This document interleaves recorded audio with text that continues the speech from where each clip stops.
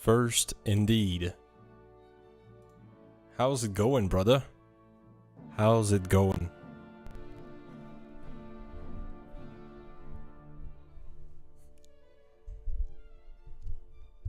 It is getting hot over here.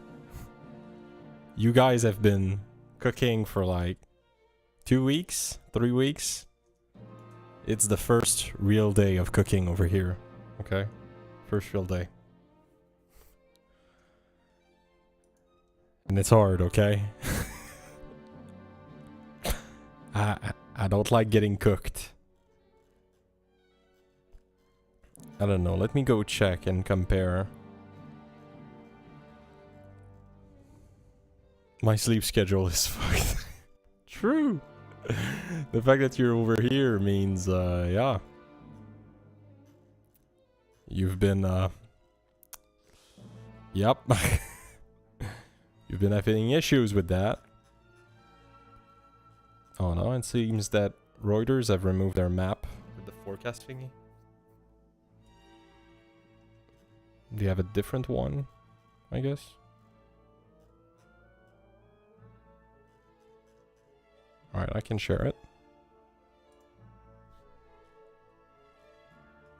It's just for the US. What's the number of people that are under the heat dome? Heat dome. The forecast?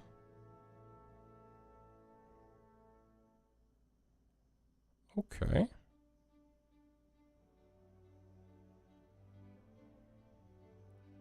What? So you're telling me it's not going to last long? Cool. I'm in. Today was one day where I had to stand up early for school, getting report card or whatever it's called, and I did not get more than 3 hours of consecutive sleep. Oof. Or rather, yesterday it's 1 a.m. Yeah, fair. Holy shit. Sounds not fun. Let me light up a light so you can see me. I look even more dead than before. But it's okay, Commander. It's part of life. We're at half the week done. By the time it's Monday, you'll be back mostly okay. I trust you, okay? I trust you.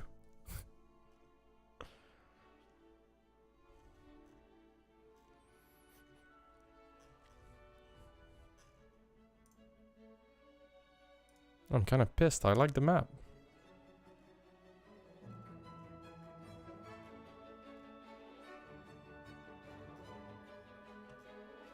Screw me, I guess.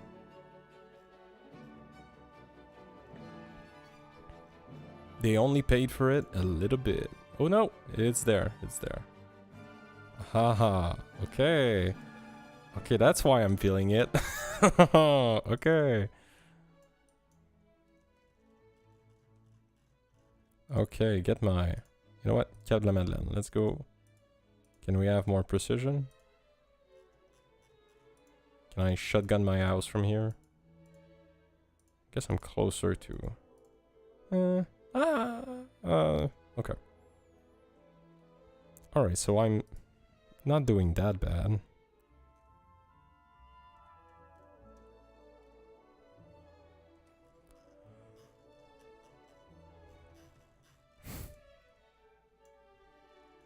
Bruh, it's so good for you to... You're like, oh my god, we're doing... you guys are doing so much better all over. I know it's been, like, worse overall, but... What a good day for you guys. Anyway.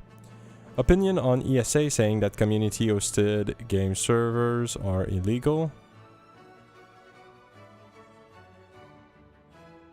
Now it's livable. Lol.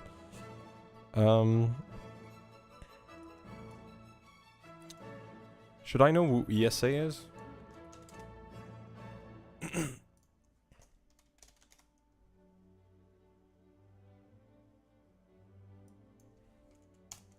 Is this an EU thing?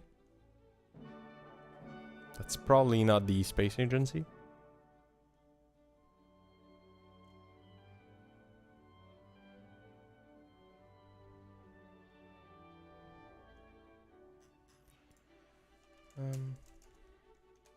Game server.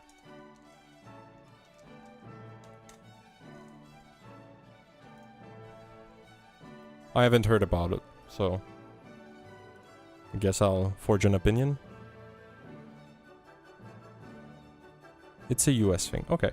The ESA has made the scratching claim that private Minecraft servers are illegal, arguing that they're considered a form of piracy in a recent hearing.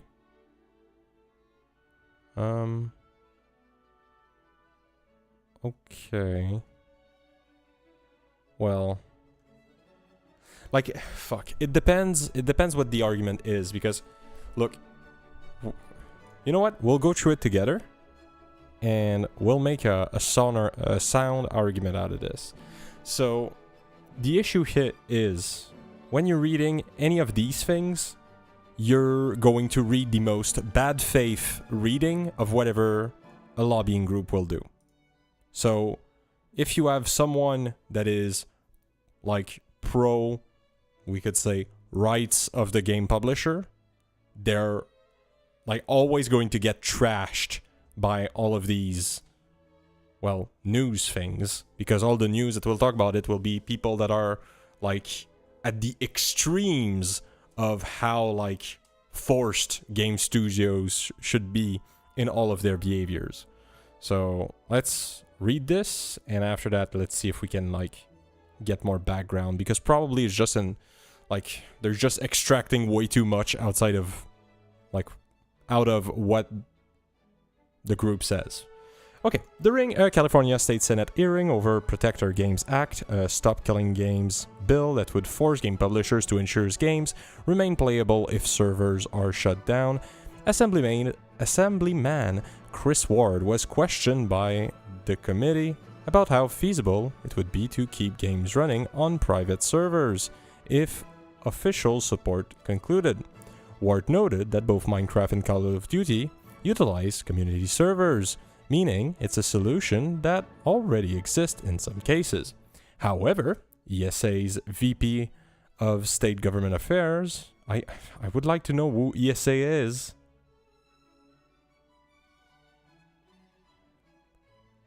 Like, we cannot continue reading this if ESA, if we don't get to know what ESA is. Did they say it at the start? Am I retarded? Like, this is like, this is such bad journalism. Will anyone say who they are?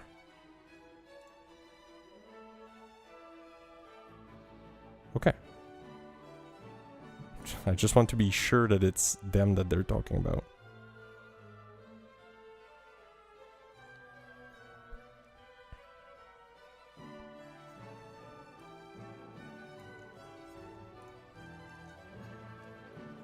Bro, I copied that. Okay, so it is indeed that. Okay. We help expand, protect the innovative and creative marketplace for video game industry. Do we know who backs them? That would probably be a good idea.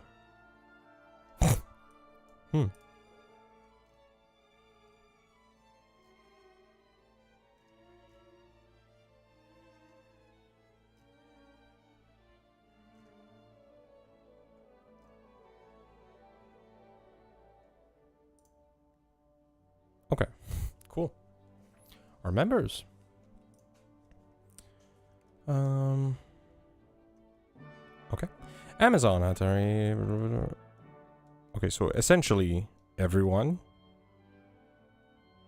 So every big studio. Like, the only one that I don't see there is Valve. But also Valve is different because it's completely private. Whoops. Okay.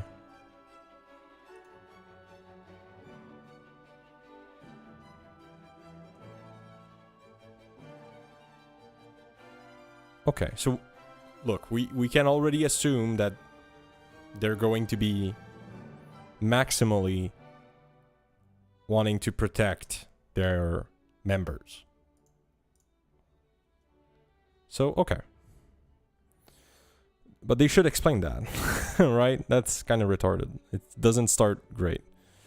Assemblyman Chris Ward was questioned, about how feasible. However, ESA's VP of State Government Affairs, Jennifer Gibbons, objected to his claim and stated that these are not official sanctioned servers. In fact, according to Gibbons, they're illegal. Well, it depends. Are all... I'm sorry, my understanding is that not all versions of Call of Duty you should be able to make servers of. Like, Minecraft is... Like, it's not illegal, but... Like, fuck, can we have the text of this? Man. I feel like we're going to read this, and what we're going to see is that this... They're illegal doesn't apply to Minecraft and Call of Duty, but it applies like to some example. It's going to be way the fuck more nuanced once we read about it. Can we have the... Bruh, we're never going to have...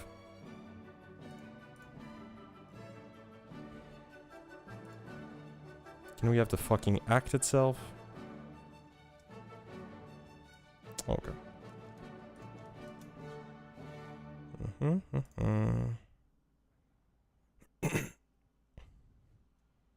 Okay.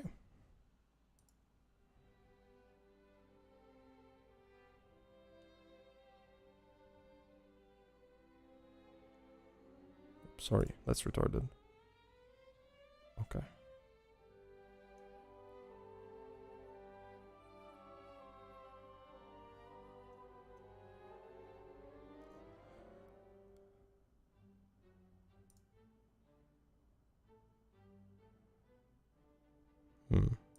I wonder what... Okay, and when did that come out? Bro.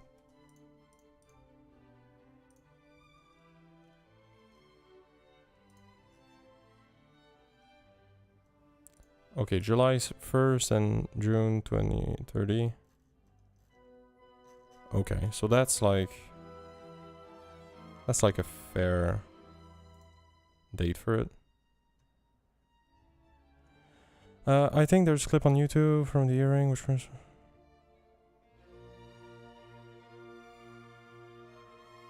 I'm not trying to be rude. I'm just saying you have mod. If you have this, copy it.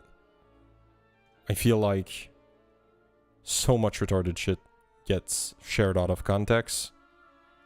We need to, like, see it in writing or see it in... Like, see the video. In committee for...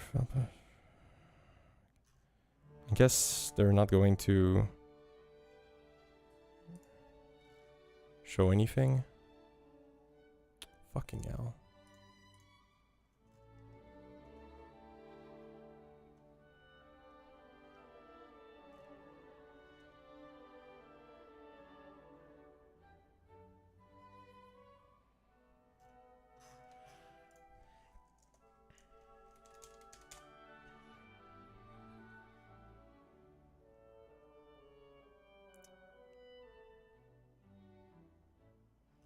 Okay, let's go on YouTube.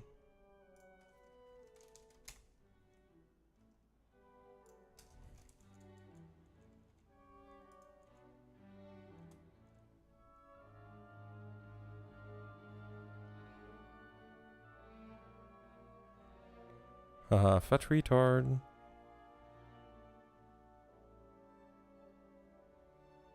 Oh no. Are they literally all yapping about something that no one has an idea about? This is funny. Okay.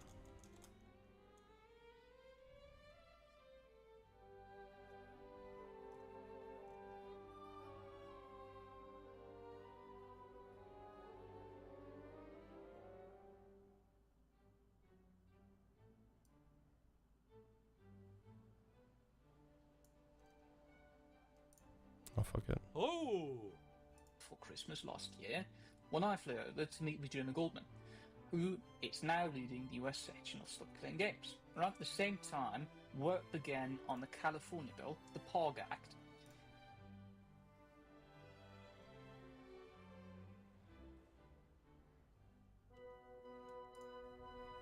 Oh, maybe we'll have more here.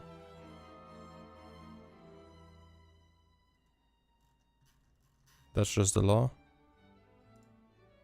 One part of the bill is around the ability to go on a community server.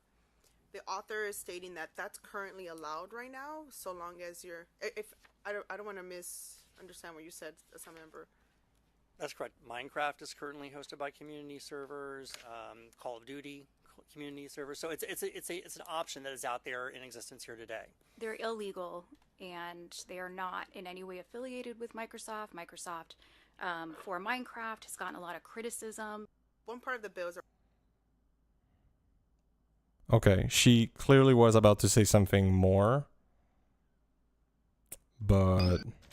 Whoops. One part of the bill.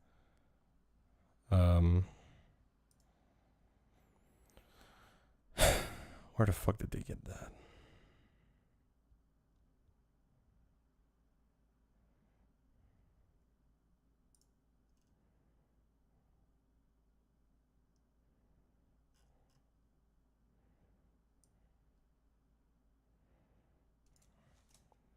Okay, let's try to find this.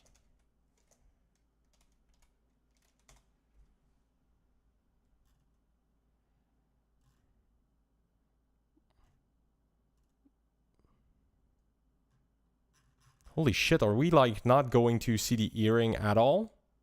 How?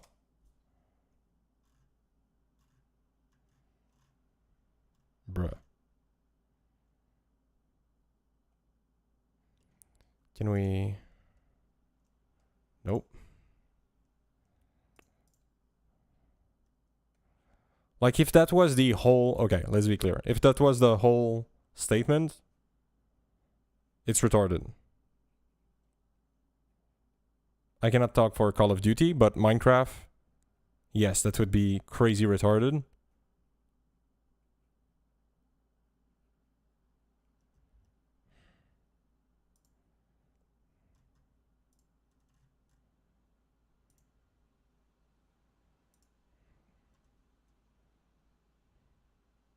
Bro, how?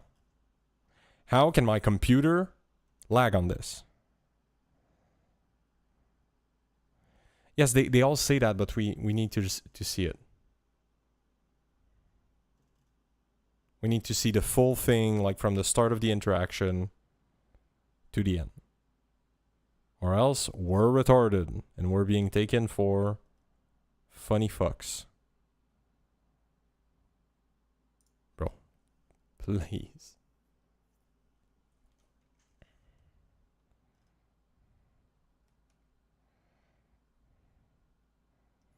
Like, how?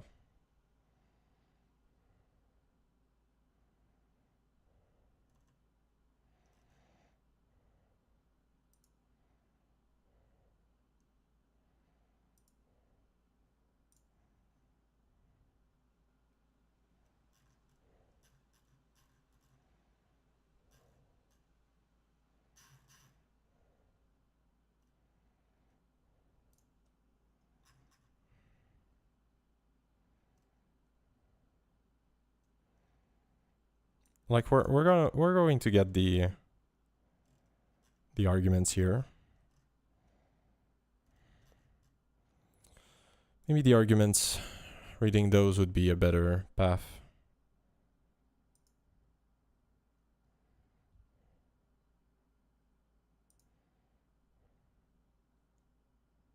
Bro, I'll kill myself if I don't get a fucking page to load. Bro. There's no way. Tom's hardware falls off.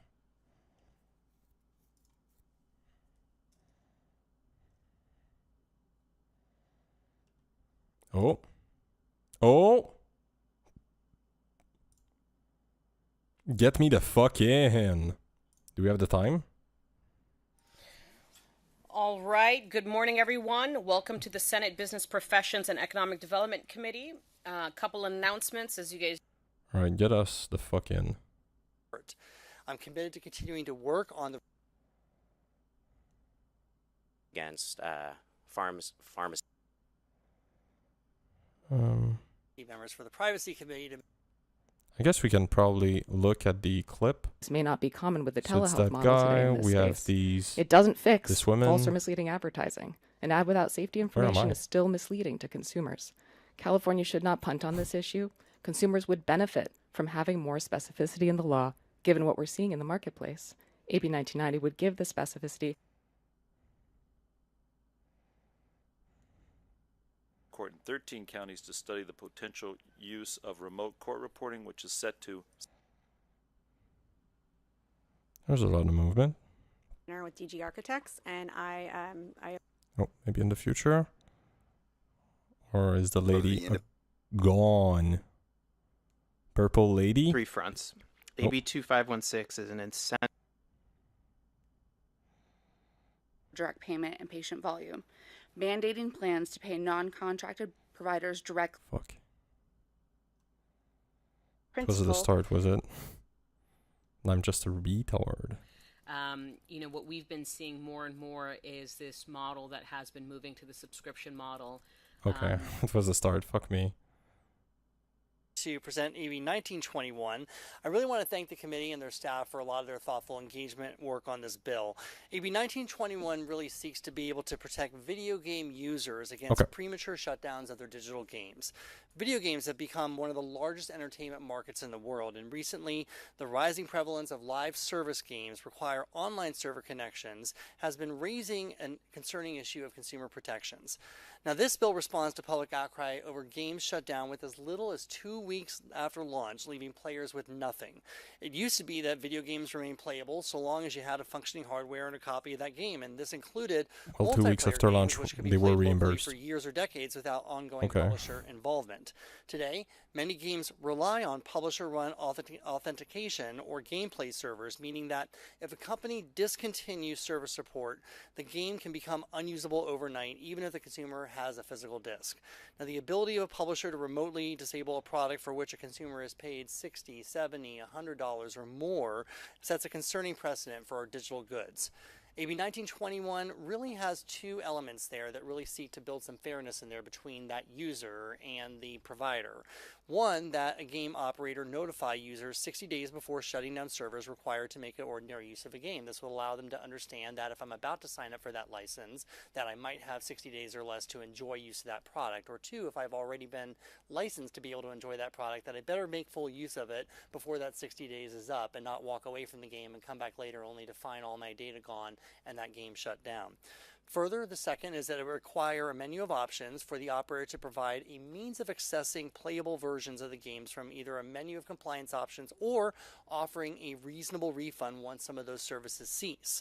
This provides some fairness to say if you didn't get full enjoyment out of that game like we used to in the 1980s when you bought the cartridge and you would blow on it to make sure that it still worked and that you were still able to get continued enjoyment out of that, that there would be some recourse there for the consumer, whether they laid down $60 or $100 or $200.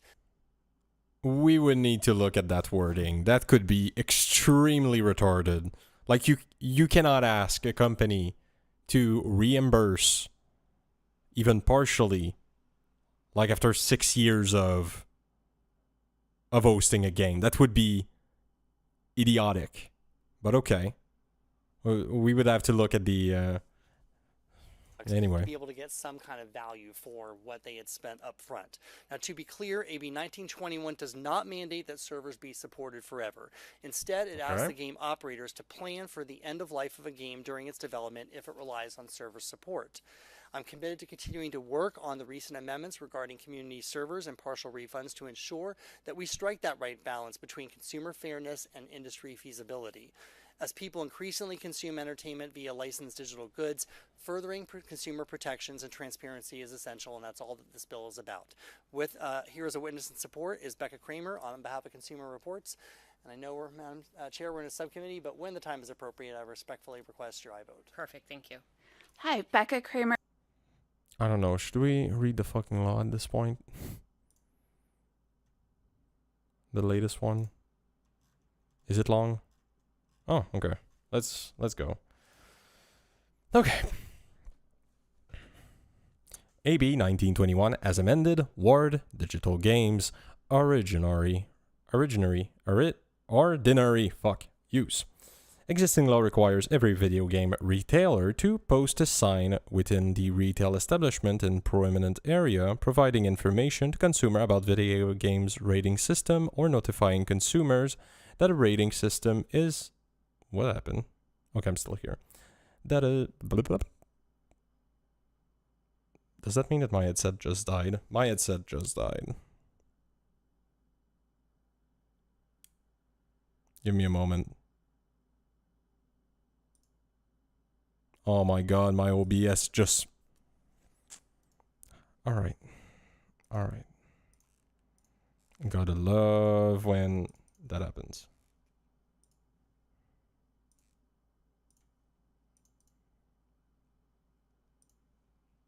Okay. Okay, we're back. Good.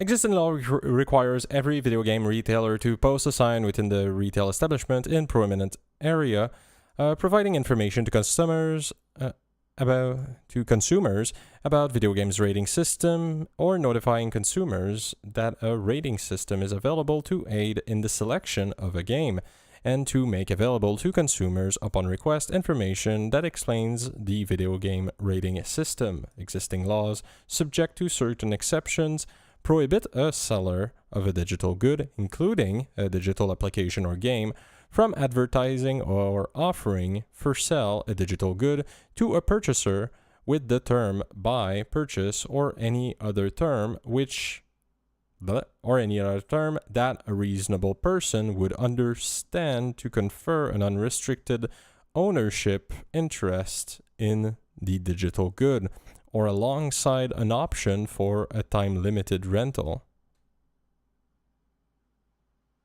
Unless the seller receives at the time of each transaction an affirmation acknowledgement from the purchaser, or the seller provides to the consumer before executing each transaction a clear and conspicuous statement as specified.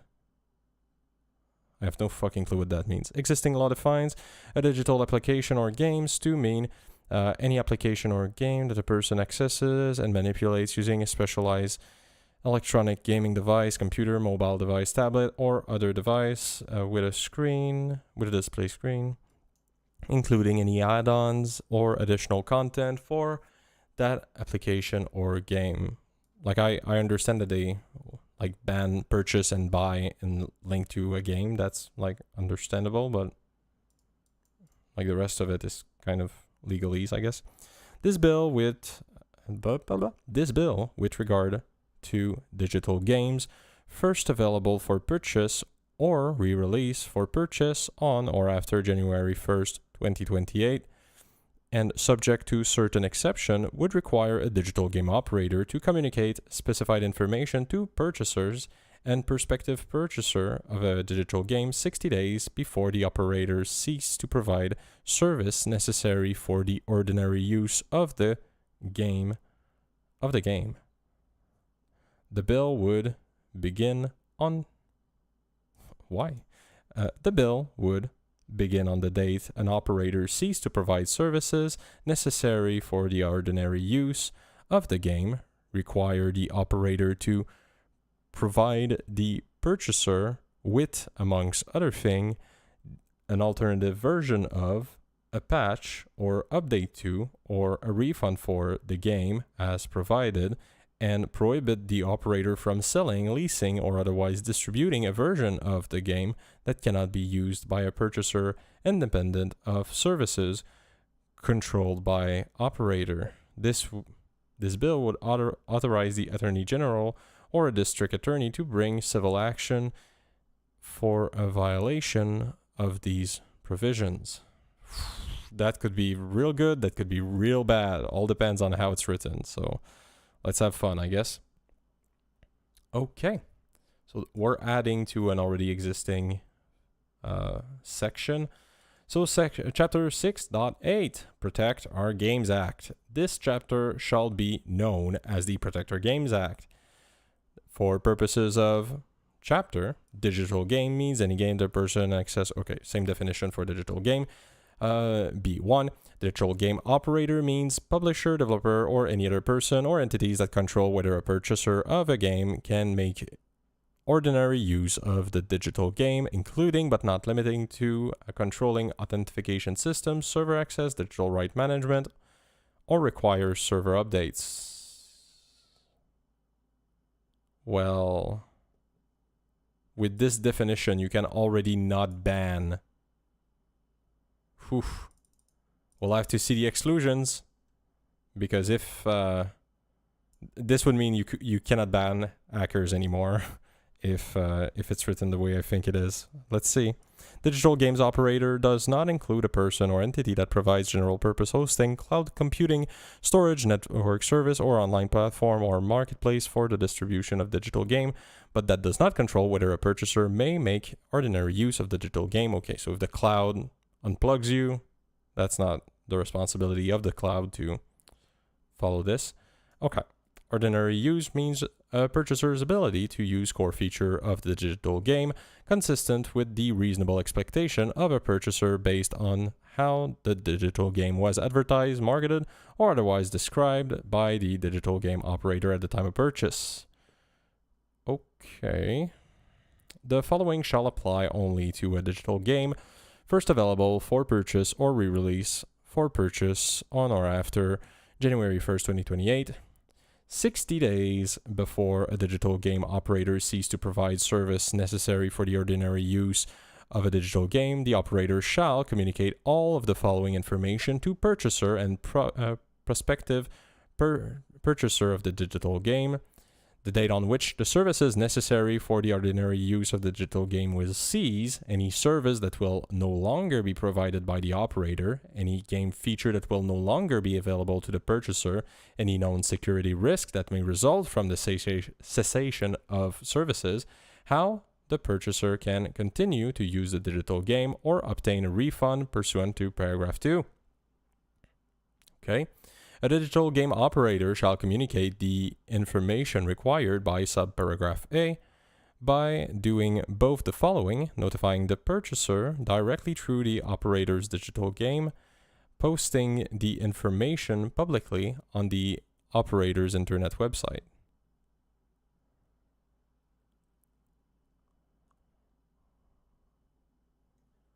Okay.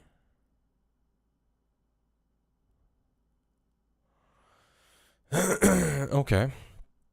2. Beginning on the date of the digital game operator ceased to provide service necessary for the ordinary use of the digital game, the operator shall provide the purchaser with one or more of the following: A version of the digital game that can be used by the purchaser independent of service controlled by the operator.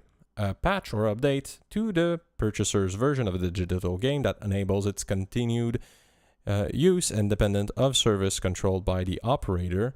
A refund in the amount equal to the highest price of the digital game offered by the digital game operator within the 12 months before the digital game operator ceased to provide services necessary for the ordinary use of the digital game.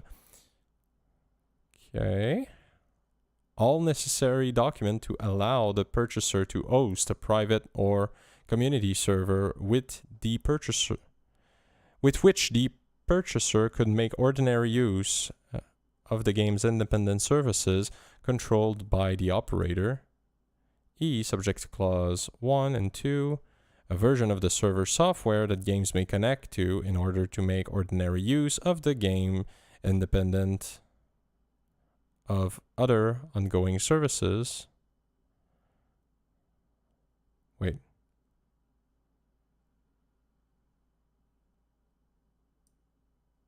How is this different from this? Guess it's just... Okay. If the server software contains additional hardware or software requirement that was then what was necessary for the original game, clause 1 shall apply only if the operator communicated that fact to the purchaser and the additional hardware and software requirement that are reasonably attained at the time services by the digital operator ceases.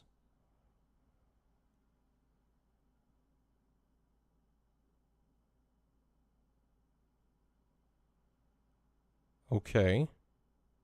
But wouldn't that be kind of retarded?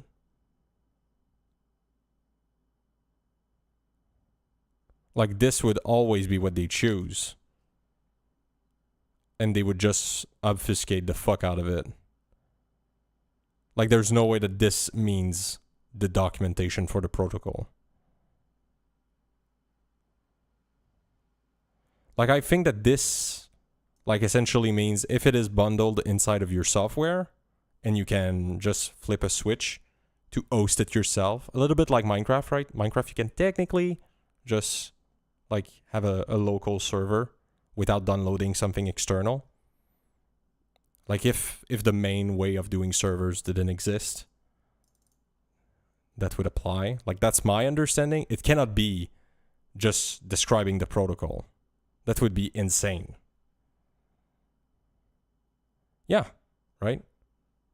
So D makes sense to me in that frame. Anyway, let's continue. Right now, I don't even know where to begin. This feels weird. Beginning on the date, a digital game operator ceased to provide services necessary for the ordinary use of the digital game.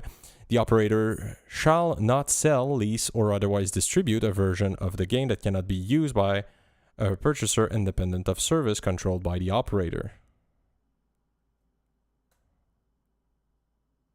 Okay. So this is just a clause saying, hey, after that 60 day, when you close down everything, you cannot sell it if you have not done these things. So it would make selling it after those 60 days a violation as well, if you don't follow it. This section does not apply to any of the following: any subscription-based services that advertise or offer the sales of access of any digital game solely for the duration of the subscription, any digital game that is advertised or offered to a person for no monetary consideration, any digital game that is advertised or offered to a person that cannot sell, to a person that the seller cannot revoke access after the transaction. Wait. My brain. I need to reread this. Okay. If the game is free, this doesn't apply. Cool. Any digital game that is advertised or offered to a person that the seller cannot revoke access to after the transaction, which includes making the digital game available at the time of purchase for permanent offline download to an external storage source and can be used without a connection to the internet. Action for relief pursuant to this chapter may prosecute exclusively in the court of competent jurisdiction in the civil action brought in the name of the people of the state of California. Okay, so it's the attorney or district attorney that can do shit linked to this. Boy. I don't know, we need to read again. This seems insane.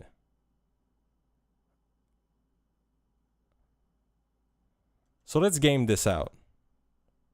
Let's say, like, World of Warcraft is probably the example, but like, let's assume that there now exists a new World of Warcraft. Like, the secret sauce is in the server, right? So you have this big fucking thing, big server. You run it for 10 years, let's say. And you don't want to give out the server. The server is what makes you sell games. You've made multiple versions. You're now the Call of Duty of World of Warcraft. You've got 16 queued in. this would force you to like provide a server version, and here nothing states like the extent of how much complexity must be given. Well, no, it does, and it states ordinary use, and ordinary use is an insane standard. So ordinary use means the purchaser's ability to use core feature of the digital game consistent with the reasonable expectation of a purchaser based on how the digital game was advertised, marketed, or otherwise described by the digital game operator at the time of purchase. So that means that if you go and I don't know, I feel like this is insane. Let's go on Steam.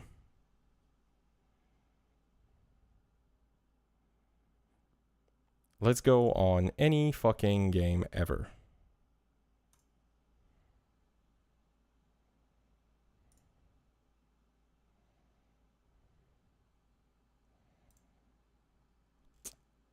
What you're going to see when you go into these things is you're going to see new operations. You're going to see new things.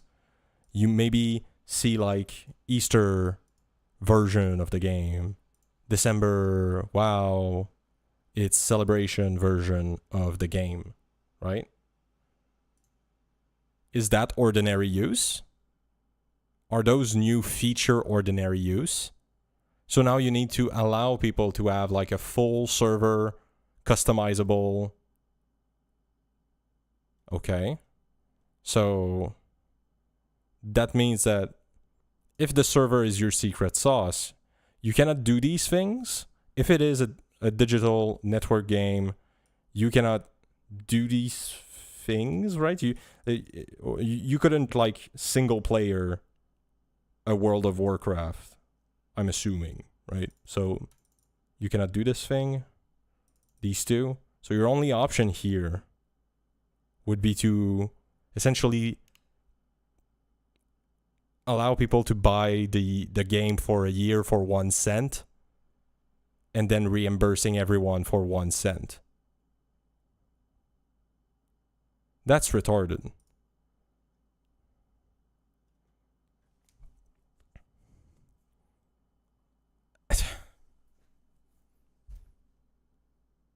Like this just feels like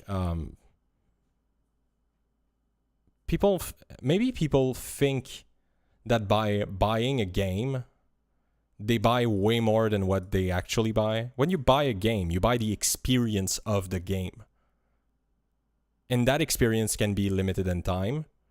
So, like, an okay thing, let me rewrite all of this and make it good. You rewrite all of this, and what you say is you say 60 days before stopping your launch, like stopping your services, you must, yes, say it publicly and make it clear that the game will cease its thing. And you can make like a set number of years. Like you could set a number of years for reasonableness that states, okay, if your game is digital, you must run your servers for at least 2 years or else it's full reimbursement. Or you can get out of it through giving the servers or like these. Now that would make sense. Because nobody that, like no game in fucking history that hasn't survived 2 years, like no one that has a game for 2 years is not expecting a reimbursement if the server shut down after, like before 2 years. So you could just do that. And that would be a way more gentle way to go. Like, and fuck, we could argue about the number of years. But like that's not the way to go about it. Because here you're arguing for something that a lot of games just won't want to give away. So what you're forcing them to do is you're forcing them to become a subscription. So now if I create the new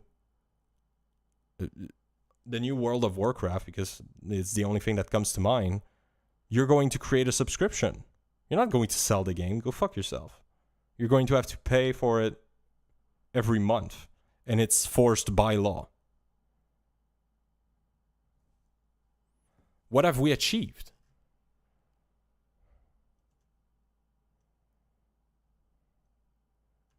So I guess we can... How does the lady look? Okay. Let's skip around because I don't want to fucking waste my life. This sounds retarded. Position witness. 2 minutes. Thank you, Chair and members. Jennifer Gibbons with the Entertainment Software Association. We are the trade association for the video game industry, and we are here to oppose this bill. The bill is trying to solve a problem that has not been demonstrated. It rests on two flawed premises. One, that consumers who purchase a license for a video game should have access to it indefinitely. No other digital product is subject to that standard. Books, movies, music, software, and online services are not required to remain available forever, yet this bill would apply that obligation to video games. This is a significant change in policy that should be seriously considered. Second, the bill assumes that publishers are routinely taking games away from consumers without notice or compensation, which just is not accurate. That's true too. He lied in that. Examples cited in the analysis don't support the claim. In nearly every case, consumers received advance notice that online service would end, and many of these games were available for 5 to 10 years before they were sunset. That's this is a question of consumer satisfaction, not consumer protection. Finally, compliance options in this bill raise serious safety and legal concerns. Where compliance is impossible, this bill is going to require refunds that bear no relationship to the years of entertainment that the consumer may have received. And yes, I thought about it, but I didn't say it because we read way the fuck too much. But whenever you give something to someone as a company and you are like required by it by law, if it was written here that once you give out this software, you have no responsibility, like you have no responsibility or legal liability towards any viruses or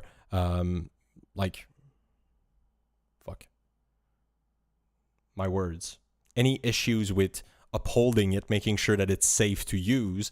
If that was written in there, that would already make a little bit more sense, because here what we're looking at, like, let's look at the extreme version of this.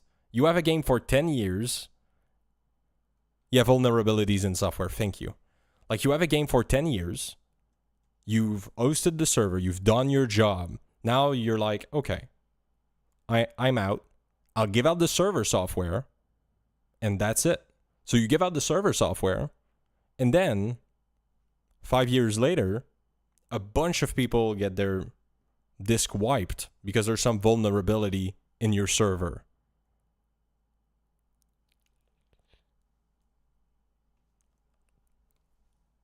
Liability much? Like that feels like a thing where even if it's written in your law, like it's not going to end well for you. Like you can write in your license. You can write in your license that like you have no liability, but everyone knows that even if Google, Meta, and all of these big companies, like they all say we have no liability for anything, they get sued and people win against them, right? So like the insane level of liability that you're shouldering on these publishers is kind of retarded. Log4j flashback. True. So like this needs to be addressed. And the fact that we have that simple of a law is like laughable. And look, the guy lied at the start of the thing. He was like, as short as 2 weeks. He's referencing, was it Amazon game failed 2 weeks game. Like what,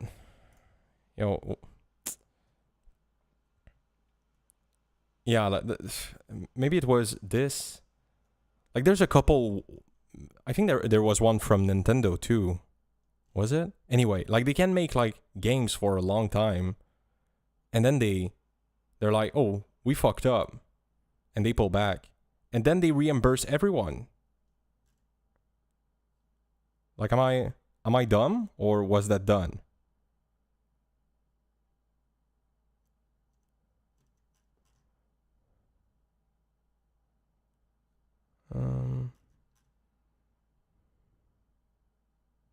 Oh, that's a free to play anyway. Like,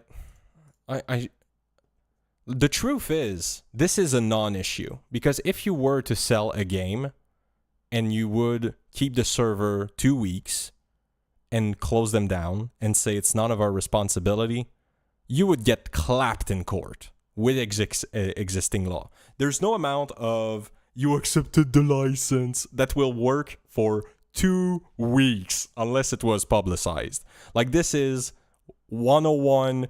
Like, you cannot just make up a retarded license and then go like rape someone and say it's written in the license. Like, laws are better than that. Whether they played the game for 10 years or 20 years, we would still have to provide them a refund if we can't comply with the options. That's insane. The author has said he's willing to amend the compliance options since they would encourage moving gameplay into environments outside of publisher oversight, moderation, and security controls, which... Oh my god, I didn't think about this. There's no mention here of what you do with cheaters. So if you have, like, a competitive game, like if you have CSGO, okay? You have CS2, okay? Before... No, it was CSGO. Before it was free to play, okay? Before they made it free. What happens if you have cheaters and you ban them? Under this law, they can sue you and they can get reimbursement. Like if you block them from multiplayer, but you leave them from playing on the solo. So, okay. Awkward. Raises serious safety issues. However, continuing to require games to be provided indefinitely cannot be done without legal and safety issues. ESA has suggested looking at the approach taken by Assemblymember Irwin in AB 2426 related to digital goods. Thank you. Thank you. Appreciate your time. Fucking Any other time lead limits. opposition? Seeing none, we're going to move on to Me Too's. State your name, your organization, whether you support or oppose. Seeing none, we're going to move on to committee members. Seeing nothing, Assemblymember, would you like to close? Yes, ma'am, Sarah. I just wanted to ensure that there were no questions on this bill because I'm happy to really close and really underscore that we are... Oh, do you have a question? Okay, sorry. No worries. Go ahead. I'm frustrated that the guy lied. That's very triggering me. Wheelchair over there, hoping everything's okay. But wanted to, I did have a question about this, and we talked about this bill and really appreciate you trying to help clarify. One, I would appreciate if, Madam Chair, we could just get some response to the opposition's point about the indefinite sort of realities of using the game. I'm unclear about that. But secondly, it looks like currently, and please help me understand this, that a refund is given when access to the game is no longer offered. I agree with refunding resources. You pay for something, you expect to use it. When you can't use it, give me my money back. I understand that. I'm confused about the legalities of being able to offer these different options, playing on different platforms. It seems very, very complicated, and just curious, is the goal to make the consumer whole? And to me, that's, I'm paying a fee, I don't get the service, I get my money back. The other pieces, I'm unclear, and it seems like that there are some questions about copyright and if that's possible. So if you could clarify those two things, I'd appreciate it. You're hitting a couple of things there. So first of all, I would say... Okay, I think that where she's getting at is that the bill seems incredibly punishing for the refund. So why, like, those other things, A, B, D, and E, needs to be possible because C is essentially nuke. C is saying, fuck you, you fucked up, now give the money back. So that's a better wording. So here, it's like, these needs to be feasible. They don't seem to. say that right now there is no requirement for any refunds under law. And secondly, yes, I think the goal Well, no, here there is is. to make sure that there is some. But there is. Like, come on. It doesn't have to be written in a law for it to be true. You cannot open the server for the game for 2 weeks and then close them without having a liability. Of course, it's not written in a fucking law that your game has to, but it would be false advertising. Like you buy a car and the car breaks down 2 minutes afterwards. I don't care what your fucking warranty is. If you're not even out of the parking, you don't have to fucking deal with it. Balance and some fairness here between somebody that signed up for this license, paid a substantial amount of money because they thought they were going to get a reasonable period of enjoyment out of this, and then had the rug pulled out from under them and really are walking away with nothing.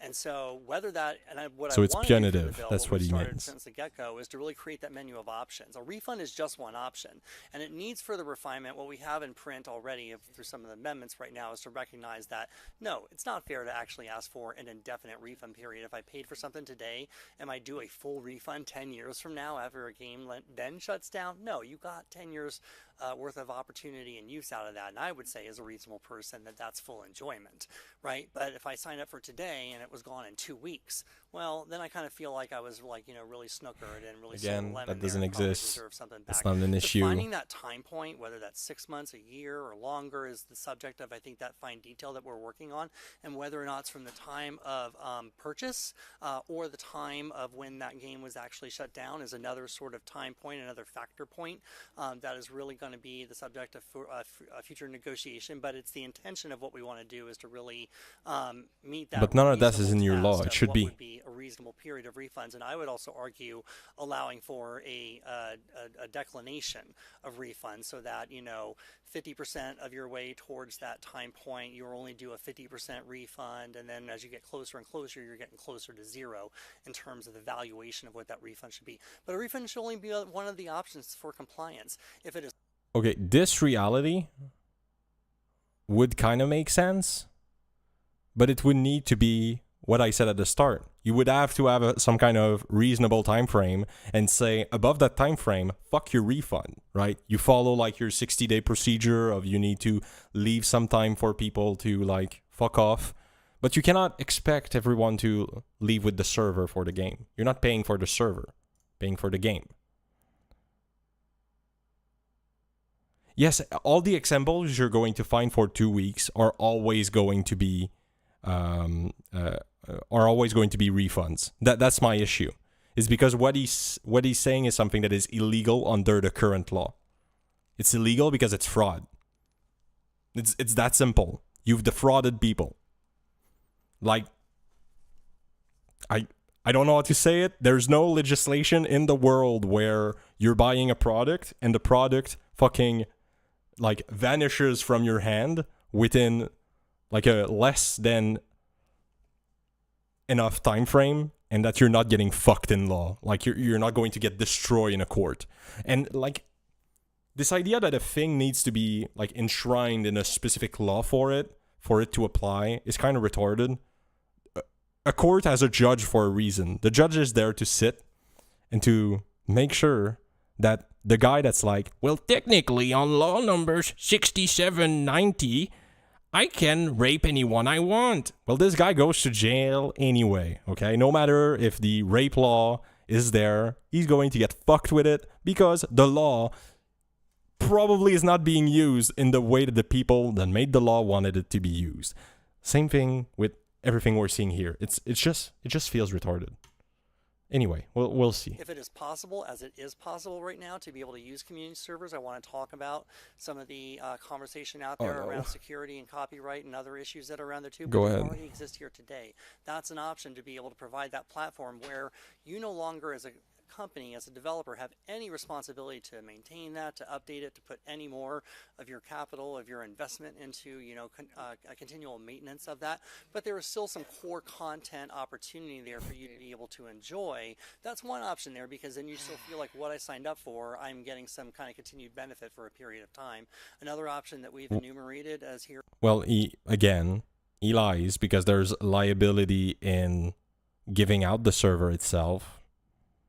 Well, from the law at least. So, no, it's not as if you can just... Oh, here goes the server. Not with that current law, because that current law is essentially saying it's part of your service to...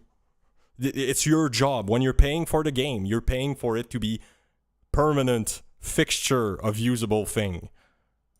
Here in the options are to be able to have some kind of a downloadable version or an offline version that could be available through the company's server, but again requires no more investment, no more continued maintenance, but allows the user to continue to be able to enjoy that. My point being, you can't save your data, you're not going to get the system updates, you're basically kind of going back to square one, but that's kind of what you signed up for, is to use the game as you invested in the first place, and to allow that for, you know, some reasonable period of time.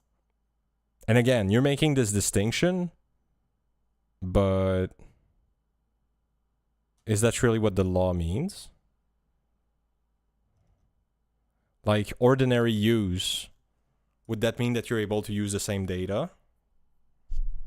I think then the question is, how long should a service be provided before a premature shutdown can be seen as defrauding customer? Yes, in which case a refund would be given, and how long the service should run for the user to get a fair amount of enjoyment, deserve some way of continuation to play after the game shut down. If the cutoff of these two is the same. Like, to me, the answer seems to be, like, pretty obvious. Like, after... Like, I think that we can all agree that a game that shuts down before 2 years, that's way too soon. And there needs to be punishing, like...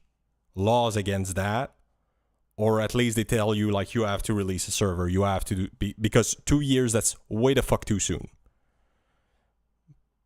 And like 4 years, that sounds a bit, we're stretching it. To me, we're stretching it.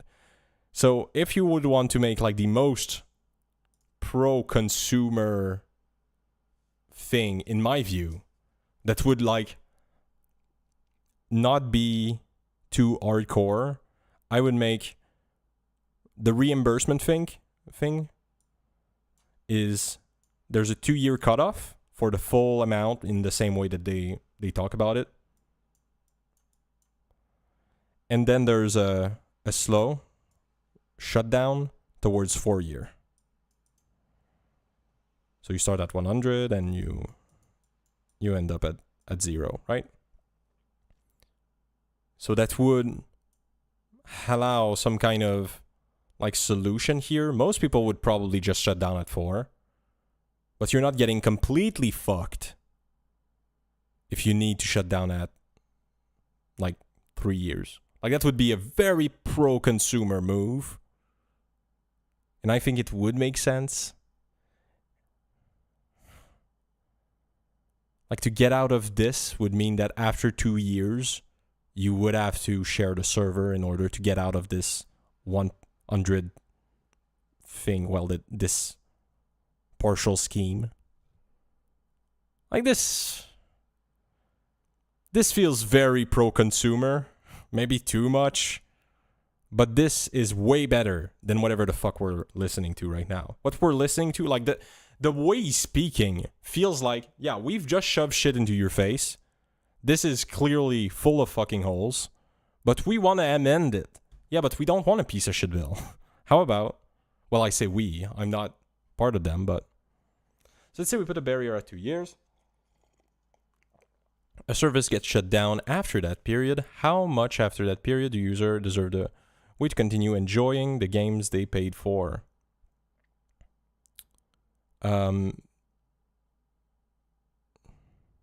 Like the example I gave, I think is the best one. So 4 years is probably... Like, if I could, like, do a thing, it would just be a flat 2 year. But I understand that that's not popular. I'm probably very, very pro business. That's probably my stance. Okay, I'm pro publisher. But 2 years with a down, like with a partial towards 4 years. That makes sense. And I would add to the law the removal of liability to viruses or vulnerabilities or any of those things whenever you share the server.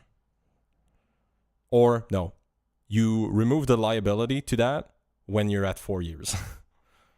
That would make sense. Can a company say after 2 years, okay, that's enough, you can't play the game anymore? Or should they be provided with some...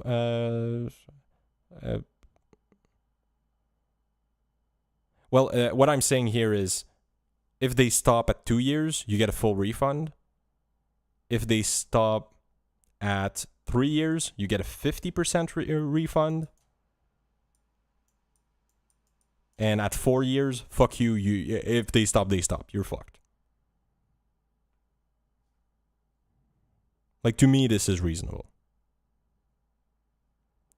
Like, again, I'm pro-business. If I could do this, I would say 2 years. I'm sorry. If, like, the truth is, 99.9999% of games won't choose that 2-year window. Because 99% of games don't do it already. But if a game is not popular, is not doing it, but is like just in the in-between where the company that shipped it, because this is what we're talking about here. We're not talking about the popular good game that are working. We're talking about the fucking dev that fucked up. And now they have like their ROI is already fucked, okay? They're already losing money. We're essentially asking how much money should that guy lose? Because no company with a fucking brain will stop hosting servers if there's still players playing and they're still making money. Like, that's just a given. So it's kind of, that's why it's a non-issue. Like, no company, which company closes their server before 2 years? Especially if it's a real game that people play, not just a fucking meme that is thrown on the marketplace. Like, this doesn't exist. This is not an issue. So, like, we can implement this very reasonable thing of at least 2 years, or put a grading and say, if you want to get out of it, you got to share the server. And even, like, you want to be pro-consumer? Like, have some fucking balls. Say that, no. If you say that you are giving out the server, you have to give out the server for at least a year, at least 1 year. You have to. You cannot get out of this. Because, let's be honest, if you were to pay for a game, and it's a server game, and the company just fucking week 2 gets out of it, you would feel fucked. If they just give you the server, you will feel bad about it. Whoops. So why not set a protected period at the start that says, hey, for that 1 year, it's either refund or it's nothing. There's no like giving out the server. Like the no, there's just no giving out the server. Like you could do this. Like, you want to be pro-consumer, just be pro-consumer. I just don't know, how does this help anyone? Let's think about this. The only thing that you've created is you've said to all the big publishers, now it needs to be a subscription. Because if you don't have enough people, you're fucked. And if it's a subscription, you don't give a fuck that there's not enough people, right? Because you can just say, we're discontinuing it. And no one has a say. And this fucking bill has all the bypass for it. So, okay, good job. You've done nothing. So there's a menu of options there that could include a refund, but also give an alternative to refunds for the producer's use. Yeah, I feel like there are a lot of different options in this bill. I'm not clear on, as a user, the complexity of all of it. I feel like maybe there's some more work needed here. What is this shit bill? Oh no, she said it. We're the last stop on this bill, and so I agree with the refund. I wish the bill just focused on making that Yes. clear, as a first step, and then maybe we come back and do other pieces. And so, and we talked about this. I think I'm going to lay off the bill today, but hope. Like, let's think about how awesome this bill could have been. This bill could have just said, if you shut down your services for your game within 1 year of publishing, reimbursement, it's necessary. Sorry, that's the law now. It could have been that. Problem solved, right? There's literally, you've just solved your imaginary, you're fighting demons that don't exist scenario of the 2 weeks. You've solved it. That easy. Why? Why do we need to fuck with all this? Hopefully we can get to a point where we can just be real clear about what the options are. But thank you so much for Yes, but it's okay. The problem is, like, good intention, I don't know. This is populism. It's just under another mask. It's this idea that everything should be, that everything is against you. The big game companies, they just want to fuck you up. They just hate you. The reason why they didn't give the servers and they just disconnected and said fuck you after 10 years of hosting it or more is because they really fucking hate you. And the reality is, no, it's none of that. There's a service. Their service is a game on a server. The game is supposed to run for a reasonable amount of time, and it has run its fucking course in all cases. There's literally no issue. It's just populism. It's just like yelling about migrants because yelling about migrants is fun. It's just like, it's all of the same thing. It's yelling about the rich because yelling about the rich is fun. What have we solved? Oh, let's yell about the ultra rich. Nothing has been solved. We've just yelled. We're all on a circle jerk. We're coming. I'm coming. Oh! Nothing solved. So, yeah. I guess we can get to the part that is fucking everyone. Thank you. I wish I could put this in 2x. The options are there to be able to provide the flexibility for the producer. But yes, it's shitty execution, but I don't buy the good intention here. It's just retarded. Of allowing the purchaser to have a reasonable enjoyment of the game.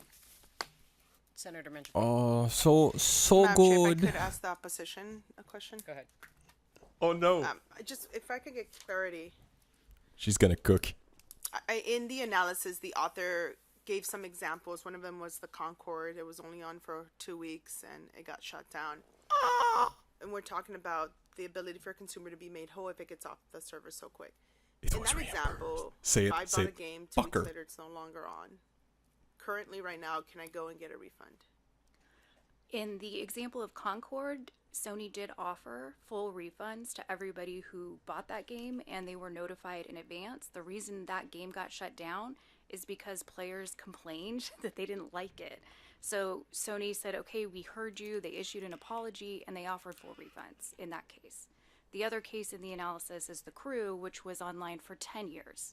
So they did not offer refunds, but there was 3 to 5 month advance notice, if I recall. So notice and refunds are standard industry practices. In the analysis, there's one example. During a reasonable time, 10 years, maybe not so 10 much. years, no.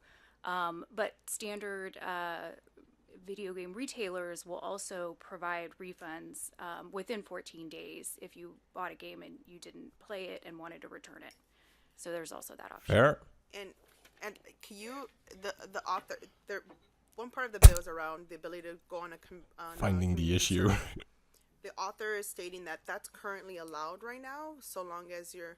Wait, I didn't hear. The author, one part of the bill is around the ability to go on a community server. The author is stating that that's currently allowed right now, so long as you're. I don't want to misunderstand what you said. Oh man, she's going to misquote horribly. Minecraft is currently hosted by community servers. Call of Duty community servers. So it's an option that is out there. Already it's not the. They're illegal. Okay, fuck. We're gonna see what she says, but she's answering to her. And the problem is what she is coming from. The thing that she is essentially saying is, if I'm able to, like, this is the question that this woman is not answering what the fuck he said. She's answering her question. Her question is, well, there's community servers, right? And technically, unless you voluntarily create those, it's illegal. It's true. If you have, isn't WoW an example of this, where they didn't release the server and people like managed to like back engineer it? Fuck, I don't have the right word, but they managed to redo the servers themselves, and that's like kind of fucking illegal, but people do it anyway. So, like, she's answering this question. She's not answering what he said. Am I retarded? Like, this seems so obvious. Like, just even look at her head. The author, one part of the bill is around the ability to go on a community server. The author is stating that that's currently allowed right now, so long as you're. I don't want to. Like, it's not a thing. What you said, some member.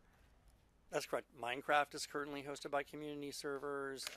Call of Duty community servers. So it's an option that is out there in existence here today. They're illegal, and they are not in any way affiliated with Microsoft. Microsoft, for Minecraft, has gotten a lot of criticism because of those community servers not employing the same safety standards that Microsoft does on their Minecraft servers. So is it like the black market of video games? Yes, in fact, we consider Okay, it it's piracy. too We have lawsuits, Let's see. pending lawsuits against private servers right now. And the United States Trade Representative, in their notorious markets reports on counterfeiting and piracy, has named some of these big private servers as a notorious market. She's answering exactly what I'm saying. Thank you so much. So, fuck. I understand the misconception, but it's like it's a bad wording. She should not have used.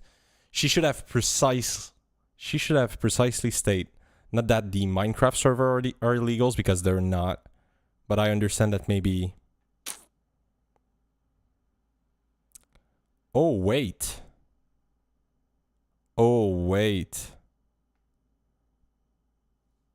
What's the EULA for a Minecraft server? Oh wait, I just fucking. Oh man, I think I might fucking blast brain this shit. Okay.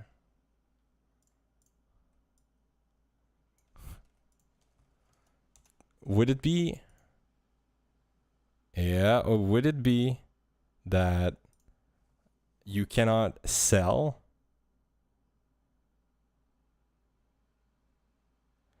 Do not distribute or make commercial use of anything we've made without our permission. Oh. Oh well, then she's just correct.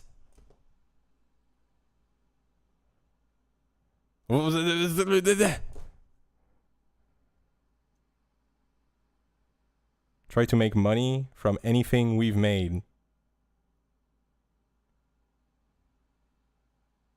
Like, okay. Fucking hell. I need to shut the fuck up. She's just cooking. Like, it can be. What does what we've made mean? That's the thing, right? We're on the same wavelength. You don't need to address something or to go against something for something to be illegal, right? You can absolutely just have a bunch of, let's say that you have a bunch of Minecraft servers. All the Minecraft servers are technically against the law. They're against your EULA, and you're selling a product. It's your copyright. You do whatever the fuck you want with it, but you never enforce your copyright. Like, that's a thing. Like, you can just choose to not go lawsuit someone, to not go sue someone. So here what she's essentially saying is she's saying those exist. We are not affiliated to them. We can sue them to shit if we want. And like, there's other examples, right? Like here we're using the Minecraft server given by Minecraft. But let's say that there was an alternative server that was just a clone of it. Technically, you're infringing some copyright there. So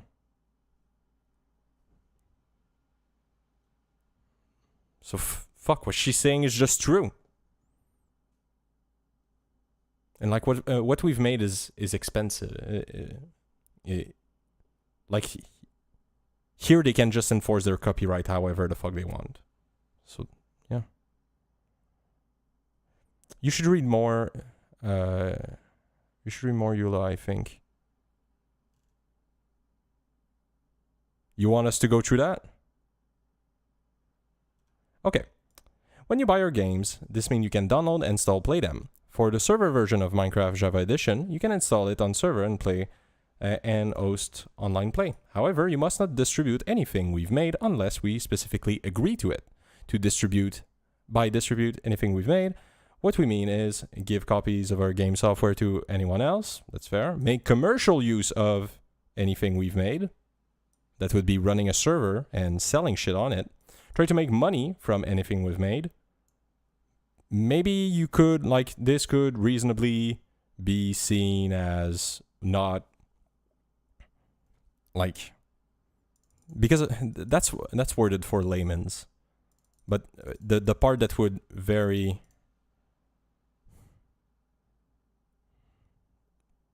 Anyway. Like, this is the part that I believe is the nail in the coffin. Like, you are making commercial use of what they've made if you're making a server and you're selling shit on it. Let other people get access to anything we've made in a way that is unfair or unreasonable.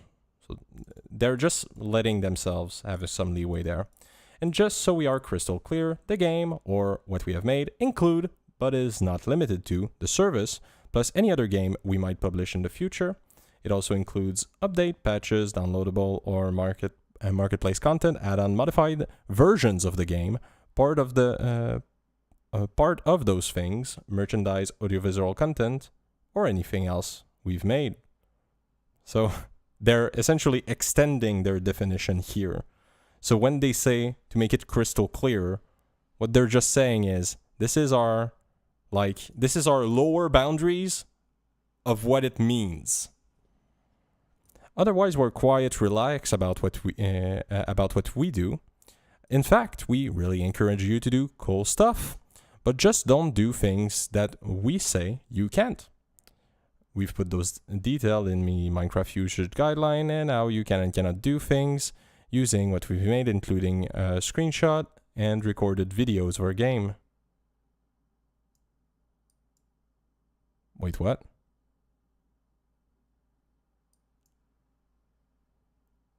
Okay, how you can and cannot do.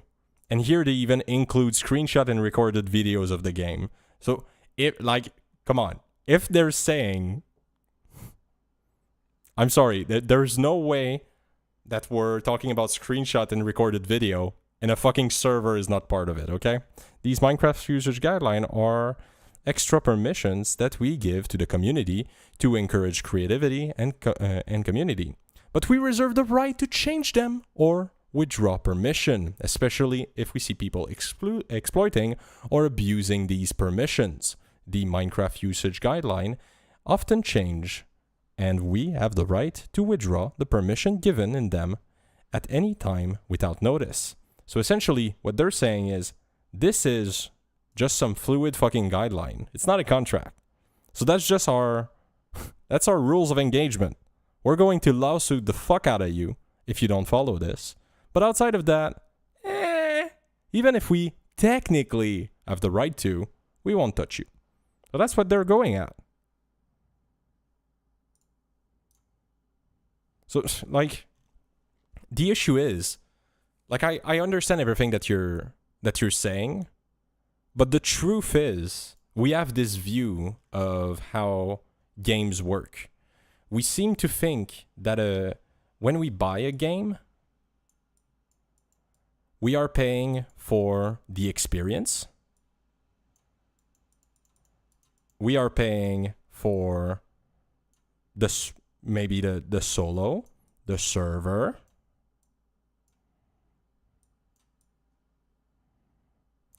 and we are paying, it seems that people think that, for an infinite type frame. So, unlimited.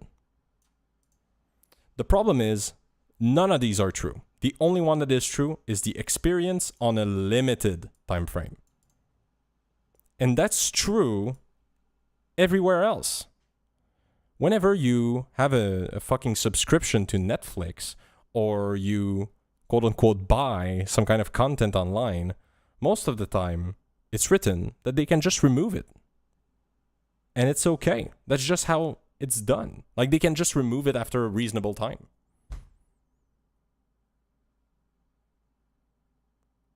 So, like, I don't know. To me, this is obvious. To me, it is obvious that you are paying for an experience. When I think about a game, I think about paying for the game to, like, run for a couple of years and then become into disrepair. And maybe if they like the good publicity of being able to share the servers and shit, well, they share the server. But it's not a responsibility. They're not legally obligated to. Like, here's how you can think about it. If tomorrow Minecraft decided to remove all the community server, and if you have one, they lawsuit you into the ground. If you have a public one, they just sue you.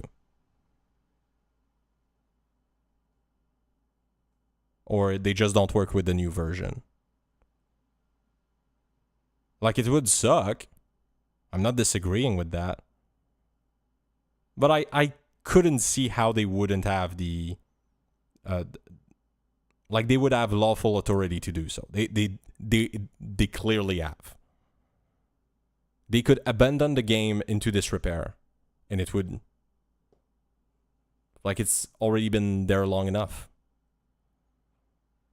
So, like, I feel like we're pointing to things like Minecraft, which are essentially the most extensive community-driven thing we have as a game, and we are saying that it should be everywhere. I'm kind of confused about the monetizing rules of Minecraft. Like, on a Minecraft server, you can sell same in-games item if they don't give you a competitive advantage. That were the consensus. That were the conditions, I guess you're saying? Like, the thing is, okay, the EULA is a thing. The EULA is kind of the thing that is more seen as something that would be read in a court of law. Like, you would point to this. This is just the lol. You're kind of just doing it. Servers were banned by Mojang enforcement for being pay to win, paying for a competitive advantage, but not for cosmetics. I get that, but like, you're reading two different things. Like, you could technically follow everything about the usage guideline and still get sued by Mojang. It would be an harder thing to fight, but you would probably still get fucked if they give you proper notice and all of that. Because they can do whatever the fuck they want. If it fits within their actual, like, agreements, Minecraft end user license agreement and the Microsoft service agreement, privacy policy, like, are legal agreements between you and us. The policies related to the use of Minecraft project govern your use on our website account and how we settle disputes. It is your responsibility to understand and follow the policies. The guidelines presented here are to be followed along with the policies. They do not form part of the policies. Rather, they exist because we currently think it is a good idea to allow some leniency with respect of how you use Minecraft. So here they're explicitly saying, this might bend the rule a little. This essentially is how we will engage you. So if you do these things, we won't send the lawyers. It doesn't change the fact that you're violating these agreements, maybe. But this is not a legal binding thing. Like, of course, in a court of law, it would look very fucking bad if you're following everything in there and you still get sued. It would again, it would be a harder thing to win for Mojang. For Microsoft. I don't doubt it. But still, letter of the law, they're making it pretty fucking clear that you need to follow the EULA, and if you follow the EULA, you shouldn't sell anything in a Minecraft server. Not cosmetic, no nothing.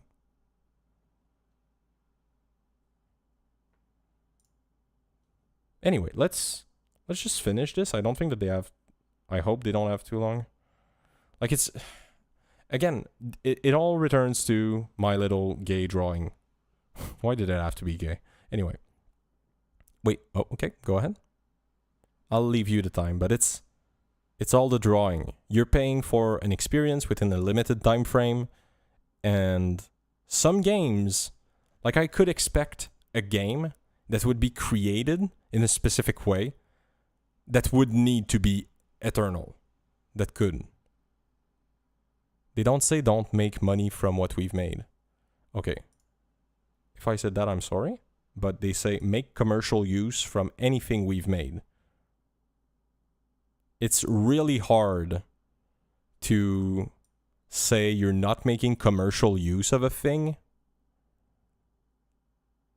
if you're making money from it.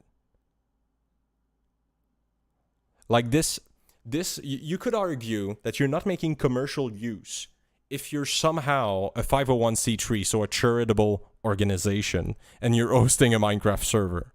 Like there you would be legally clear. If you have a 501c3 and their job is just running a server and they have some kind of paid thing in order to pay for the server, then I think you're good.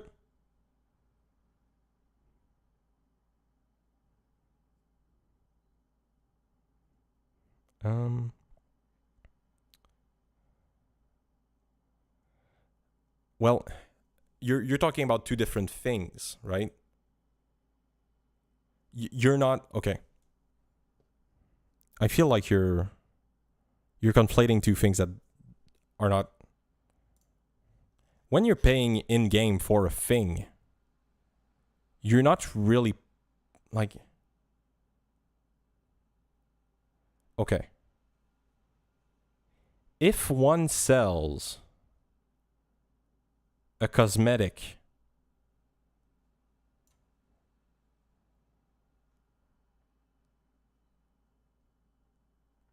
I think that why are we on that point? Because she says it's illegal. And the reason why it's illegal is because the server itself is a copyrighted item, and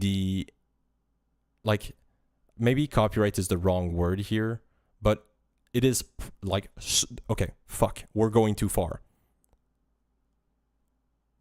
I'm going to answer everything, okay? But I just want to scroll back a bit. The server itself and the way that the server communicates and delivers everything is a copyrighted, it is owned, and you cannot steal it from Microsoft or from whoever creates the game, right? That's you cannot. This is a creation. This is their thing. You cannot remove it from them. So here,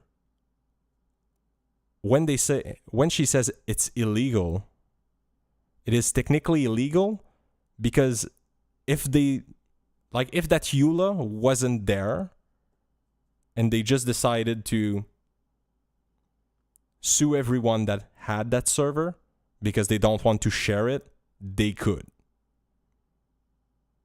And when the other person was asking the question, she was asking the question as an overall thing, right? Because she was saying, how is this an issue if community servers are a thing? So the question clearly comes from the point of view of someone that has no fucking clue that community servers are the exception, not the rule. So that's why the illegal response makes sense. One thing. For Minecraft, I agree with you and with everything that you wrote. Minecraft did not make the animation. This is true. But they made the server. And you are making money from their construct, from their thing, if you are selling it through the server. Like, if you were selling it as a standalone thing that you could plug into the game, and you somehow never agreed to any of their EULAs that would, like, bind you to them, you would be able to, like, technically sell every mod that you want in relation to that. Because it's not their thing. It's your thing. The animation is not owned by Mojang, but the idea of using a server to distribute this, now you're using their thing. If you're on Facebook and you're publishing shit on Facebook, like, they don't own your content, but they still own the platform on which you share the content. So they can kind of do whatever the fuck they want in relation to the platform. They could not sue you for the animation directly unless, like, they get you on some EULA thing. I haven't fucking read everything that you accept whenever you play Microsoft games, but you, like, apart from that, they couldn't sue you for the animation. They could sue you for making use of the server to sell that animation. Okay, I think that's clear. But what you make on that server, Mojang doesn't see as their own. Yeah, but you're using their tool, right? Here, maybe I already answered this, but here, let's use Facebook. If you're on Facebook and you're using Facebook to sell shit, it's kind of their say at that point. Because you're using Facebook to sell shit. But here is the same thing, but with the property that is the server. The server is owned by Mojang, is owned by Microsoft. They can do whatever the fuck they want. So yes, I agree with you. The pixels, they don't own it, but the tools that you're using to sell it, they do own it.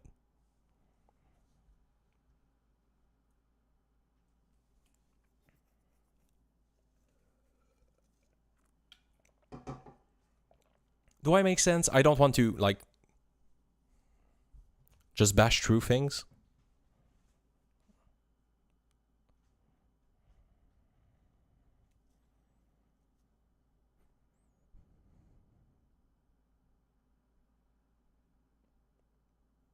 And here you're making a banger fucking clip, okay? You're being clipped, okay? And by clip, I mean, like, full stream being re-uploaded, but okay. Okay.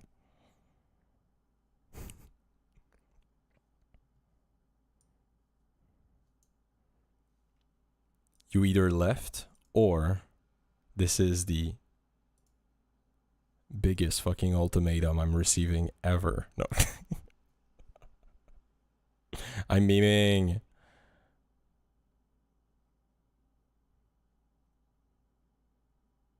I understand, but I am inclined to disagree. I understand that it can feel bad, right? I don't disagree with you. Like this state of affair, this idea, it feels bad. It's not like there's no way around it.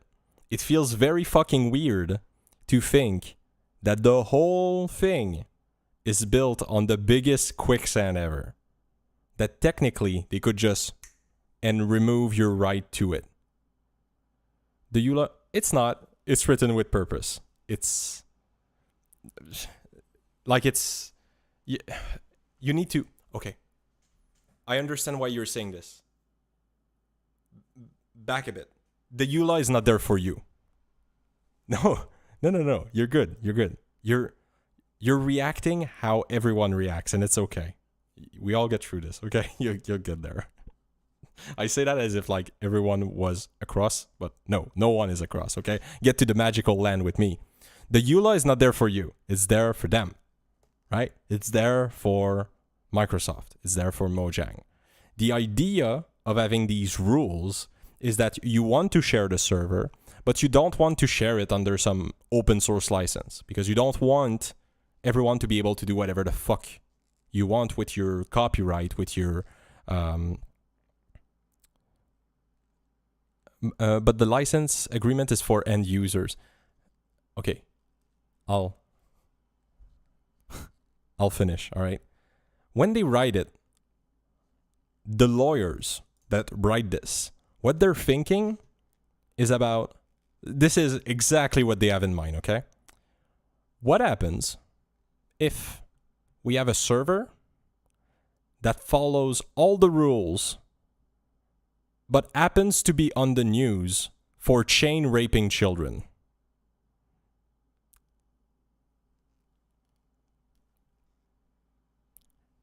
They have to have an answer to that. So these EULAs are created in a way that allows Mojang to share something that is incredibly powerful. We all agree that Minecraft servers are insane. Because you just have the ability to do something that normally is done by like the game maker. You cannot do that normally.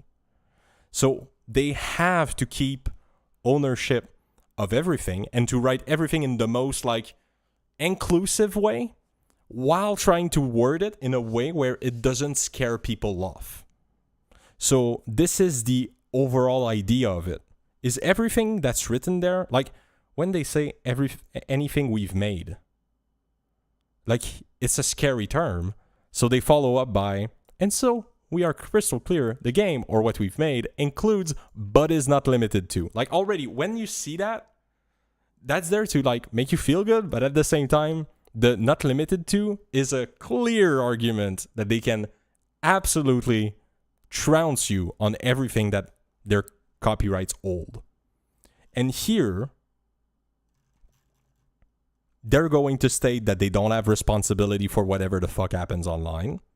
They're going to state that they can do whatever the fuck they want at the end of the day. And that's about it. It's why it exists. It exists so that they can keep an hand on it, so that if bad news come, if bad news come and they need to smite someone out of existence, they can, but also make it like comfy enough so that people are not like, I'm going to get lawsuit tomorrow. So this is what they're made of. Like, don't go and think that these contracts are there to protect you. I'm sorry. That's just not they're not there for that. And it's okay. It should be that way. Like, let's reverse the relationship here for a moment. Let's say that you worked for 10 years to make the most badass game, and it has a server. And it's part of the badass game. And then you release it as an open source server. And then a whole lot of it, 10 minutes later, someone reverse engineers everything, creates their own, reposts a clone, and you have no avenues to lawsuit them into the ground. You're just fucked. That would be bad. So the EULA cannot put them in a position where this could be true, even partially true. They cannot allow someone to finish up and then read this. Okay. They cannot allow someone to have the power to make them lose money. That it cannot be a reality. The EULA is there to make sure that if their revenue is endangered by anything that happens from them releasing this, they will take legal action. No matter what the fuck their little Minecraft usage guideline says, if you're doing something, even within the rules, they will sue you into the ground. The EULA, at a glance, seems to contradict the general consensus and trends within the Minecraft community. It's normal, right? Like, you're talking about two different things. That's the issue. Okay. Fuck. I think, you know what? Okay. Your life right now, this is your life. Everything within it. You're doing a bunch of things within your life. And illegal things, we seem to think that they are far away. But the truth is, there's a kind of a gray zone that exists that probably overlaps with way more than what you expect. And this gray zone doesn't mean that you're going to go in jail. It just means that they could technically sue you. They could technically fuck you over. But they don't. And it never happens. Because everyone that has a lot at stake understand the relationship. Like every Minecraft server that sells things on their Minecraft server, they know that if Mojang calls and tells them, hey buddy, you gotta stop. You're doing something and you're doing it wrong. We want it to change yesterday. You're just doing it. You're not arguing. They know, because they know that for their own practice, let's say the Minecraft server, they are exclusively within the reach. But for most people, when you're looking at it, you're thinking of the red zone. So the red zone is the thing like rape and murder, that it's like obvious. I'm mixing like civil and criminals shit, but who gives a fuck? But like the red zone is the obvious. The yellow one is the one where you can, but you never see it day to day because people know the relationship. People that have a stake in it know the relationship. So Minecraft servers are in here. They're in this in between where Mojang and Microsoft are letting you do a lot, but technically they could shut it all down like that. And I understand your feeling. I understand how this feels bad, because this means that the thing that you like could just disappear tomorrow. But on the other side, if you made a game, the inverse would be way more catastrophic. You not being able to hold your copyright, to hold the ownership of that creation would mean that you have wasted years of your life or millions of dollars. And that would also mean that it's impossible for you to make a game with a server, right? If releasing the server meant that you had no responsibility over the game, fuck it. No server. Who would do it? You're telling me that they can do whatever the fuck they want with the server after it? Bro, it would never happen, even less than today.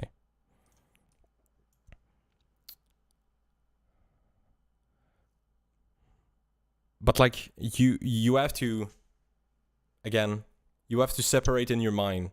When you say the Minecraft community operates on the guideline. They operate on this. This is a meme. This is just the thing that says, hey, if you follow this, we probably won't knock at your door. And if it becomes an issue, well, then we will. That's all. And they probably made this tailor-made, so they're never going to strike someone that is within that thing. But it's not legally binding, as per what's written here. Like, why would they include this? the only reason to include this is to make it fucking clear that this is just a meme, and the real thing that applies is the EULA. But yeah, whenever you think about those things, thinking it from the consumer is always, sadly, useless, because you're going to feel way more... you're going to feel that way more is owed to you than what is the reality. And when you start thinking from, I've invested... Like, think about your life edging on if this is good or bad. If your ownership of this decreases or not, then you will probably understand and it will make sense a bit more. At least it will feel more understandable how these things cannot be... why these things are made that way.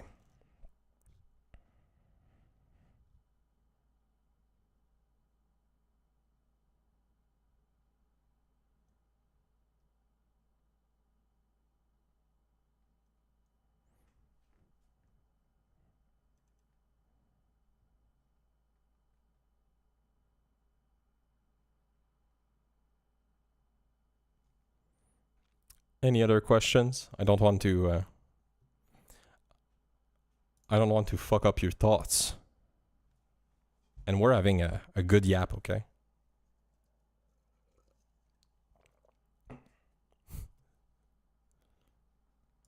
I like yapping. I'm a yapper. Get me the yaps.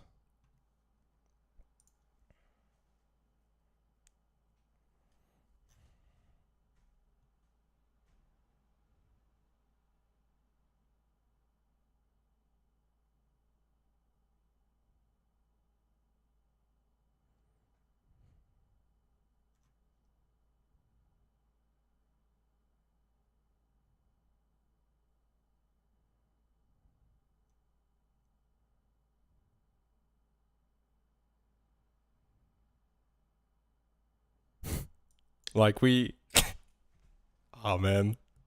Like, I find it funny because this directly contradicts the EULA, right? They already talk about commercial use.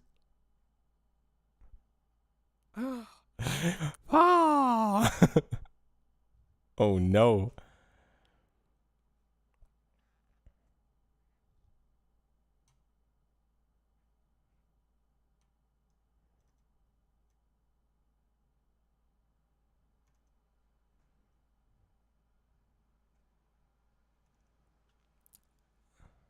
That's what I mean. Yes, but it doesn't change anything I've said, right? This is not applied. So this is a meme, okay? This is all a meme. In a court of law, this part would not be read. The part that would be read is, where's my EULA? Would be the EULA and the Microsoft Service Agreement. So that's why it doesn't matter. Those are just, we won't, by grace, is fake. So the usage guideline is fake news. Okay. Let me try another way.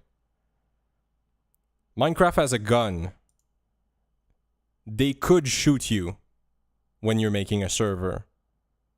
The reason why they choose not to is just because they don't want to. They just don't feel like to. But they could.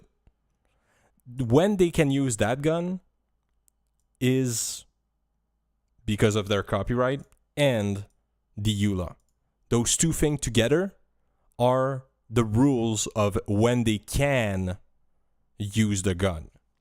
But they say, and that's just like them saying, they're just like saying, yeah, look, I know that there's the EULA, and the EULA says a bunch of things, but let's be honest, you can do all of those things, and even if we could legally shoot you, we won't. And that's just like a bro argument. It's just like, yeah. We could, we won't. But we could. And like that's why Minecraft is like special.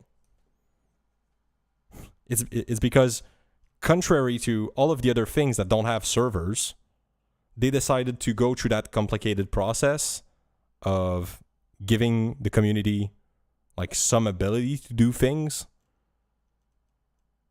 And they have some loose enforcement of their own copyright in order to let that community exist. But like I said, tomorrow, if they wanted to, they could smite down every commercial use of servers. So if you sell some shit on a server, they could destroy you. In a court of law, they would win. It's their choice. Like they're not evil. They want their game to do well. That's why they don't do it. It is making them money to not sue these people, because suing these people would mean less people would play Minecraft. Like we can even push it further, right? Let's say that Minecraft was only used by gamblers. Even if in here they say like, don't do gambling or some shit, they would still don't do anything because it gives them money. So it's y'all are not allowed to do that, but I don't care for now. Yes. And the for now might never come, right? There might never be, you got it exactly. But the for now is theoretically infinite, unless there's an issue to their bottom line. If they make more money by suing you, they will sue you. But the truth is, Minecraft as a product, the reason why people play it is because there's servers, a lot of times. So it's not it's not going to line up the pocket of Minecraft or Mojang or Microsoft, I wanted to say, if they sue everyone, because nobody's going to play Minecraft anymore.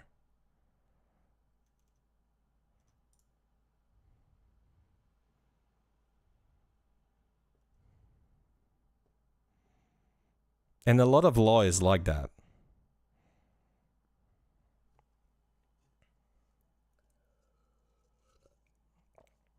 Like technically, you're never getting arrested for every bad thing you do.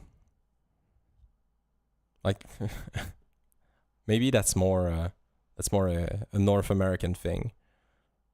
But in the great country of Canada, and especially in the USA, okay?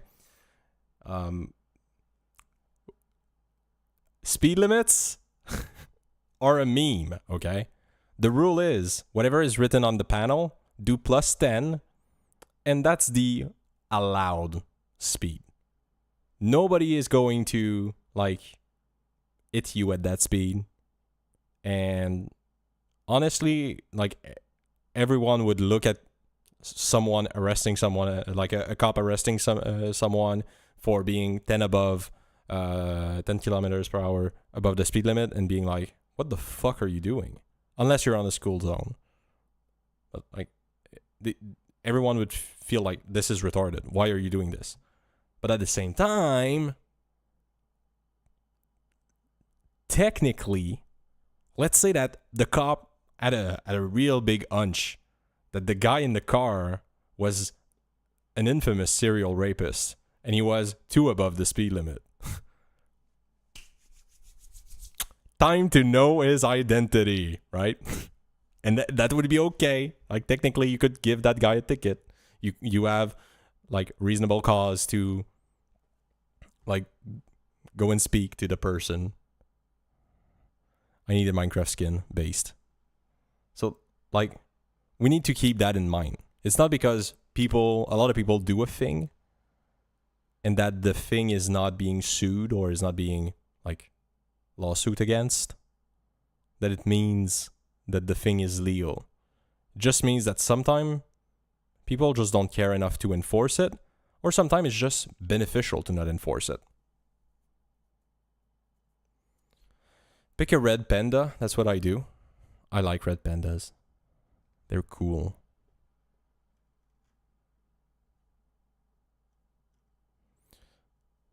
Femboy skill. Fucking hell. let's get that shit going, okay? As some member, I don't want to. If you have some question, you can go ahead. The same exact concerns and questions. My additional one would be. Wait. Let me reiterate before. Her question when when the lady, the lobbyist, answered that Minecraft and COD servers were illegal, was in response to this person generally saying, well, in parentheses, all games have community servers, right? So, like, is it really an issue? And then she says, well, it's actually legal. So, like, that's a correct answer. That's a legally correct answer. That's an appropriate answer for 99.99999% of cases. Minecraft is the exception, not the rule, and it's technically not legal. Yeah, we can rewind. Okay. Some examples. One of them was a question. Go ahead. And wait, before you listen to this, please keep in mind this person has never played a video games of their lives. Okay. Candy Crush on her phone. That's all. Just if I could get clarity. In the analysis, the author gave some examples. One of them was the Concorde. It was only on for 2 weeks and it got shut down. And we're talking about the ability for a consumer to be made whole if it gets off the server so quick. In that example, if I bought a game 2 weeks later, it's no longer on. Fuck you. Currently, right now, can I go and get a refund? In the example of Concorde, Sony did offer full So that was the refunds lie that to he told? everybody who bought that game, and they were notified in advance. The reason that game got shut down is because players complained that they didn't like it. So Sony said, okay, we heard you. They issued an apology, and they offered full refunds in that As case. they should. The other case in the analysis is The Crew, which was online for 10 years. So they did not offer refunds, but there was 3 to 5 month advance notice, if I recall. So notice and refunds are standard industry practices. In the analysis, there's one example. During a reasonable time, 10 years, maybe not so 10 much. years, no. But standard video game retailers will also provide refunds within 14 days if you bought a game and you didn't play it and wanted to She's return it. talking about like So there's Steam also that option. refunding if you don't like it. And can you, the author, one part of the bill is around the ability to go on a community server. The author is stating that that's currently allowed right now, so long. Like this is a general view, right? I'll rewind 5 seconds before I started it again. Can we just address that she's talking as if this applies to every fucking game? It's not, okay? That's Community server. One part of the bill is around the ability to go on a community server. The author is stating that that's currently allowed right now, so long as you're. If I don't want to misunderstand what you said, as a member. That's correct. Minecraft is currently hosted by community servers. Call of Duty community servers. So it's an option that is out there in existence here today. like it's no. Like this question, she's not asking the question. Is okay? We need to address the thing that he is answering is. Let me finish. The thing that he is answering, okay, the question, no, it's pretty fucking clear. Let us get about, you're going to understand. Let's play a game. What question is she asking? Right now, with the words that she said, we heard her words, the question that he is answering is there community servers? And the answer is yes. Right? He says, yes, Minecraft's doing it. Call of Duty's doing it. The answer that she is answering, which I think is the actual question that she was asking in the first place, is there a legal framework that means that every game has community servers? No, not at all. They're illegal. By law, community servers are illegal. We just saw that. if Minecraft didn't put in the infrastructure to essentially allow people on their copyright and just not prosecute it, not go ahead and serve everyone with lawsuits, that wouldn't exist. Again, the reason why Minecraft exists is because Microsoft decided to, well, Mojang before decided to not smite people out of existence, but it exists squarely within the legal realm of I can sue the fuck out of you if I don't like you. So let's rewind, and I want you to think about what question did she ask? Did she ask, is there a community server? Or can I apply this to everything?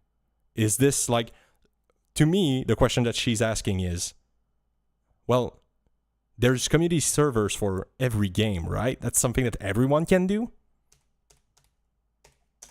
On a community server, the author, one part of the bill is around the ability to go on a community server. The author is stating that that's currently allowed right now, so long as you're. If I don't want to misunderstand what you said, as a member. That's correct. Minecraft is currently hosted by community servers. Call of Duty community servers. So it's an option that is out there in existence here today. They're illegal, and they are not in any way affiliated with Microsoft. Microsoft, for Minecraft, has gotten a lot of criticism because of those community servers not employing the same safety standards that Microsoft does on their Minecraft servers. So is it like the black market of video games? Yes, in fact, like this is, we consider it piracy. Like at that point, we're not really talking. Like this is sneaky. I told it at the start when we talked about it the first time. Okay, this is sneaky because technically here she slid it away to what like most game copyright holder would apply this to, when before what she was saying applied to every game. So here she would be talking about a World of Warcraft, she would be talking about some other entity that doesn't want their server to be out there. That, like the description of a black market, would apply then. If you have a clone of a server and you're able to host your own server without the agreement of the original creator of the game, well, that's a black market. That's just straight up. So she's answering, she's not providing a difference because she has to also show the strongest point. I think that government person was confused about community server clause, asked for clarification. The preserver game dude answered in a bad way.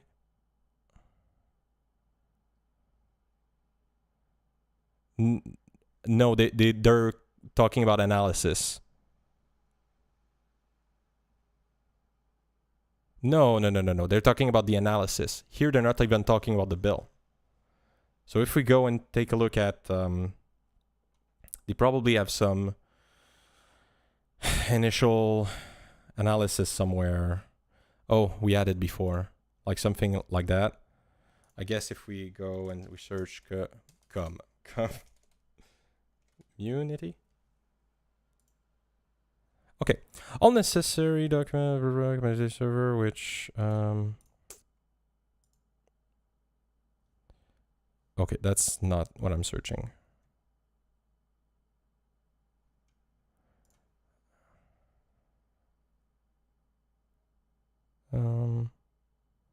Okay, we're not seeing it in here, but normally they will provide some kind of, well, analysis is the word that they gave before, and I would agree with that with word, but they're going to provide some kind of advanced summary that states what exists right now. Maybe it was said at the start. I just fucking missed it. Like a dumb fuck. Bruh, I need to go back.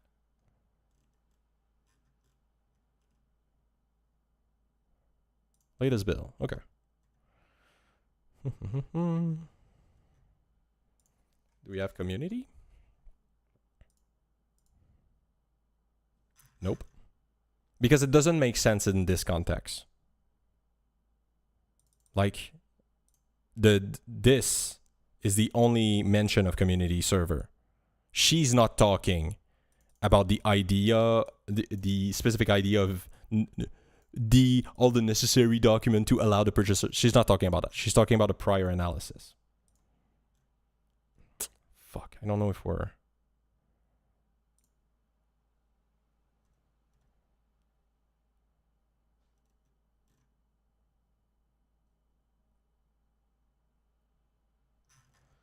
We're not in the right place for this.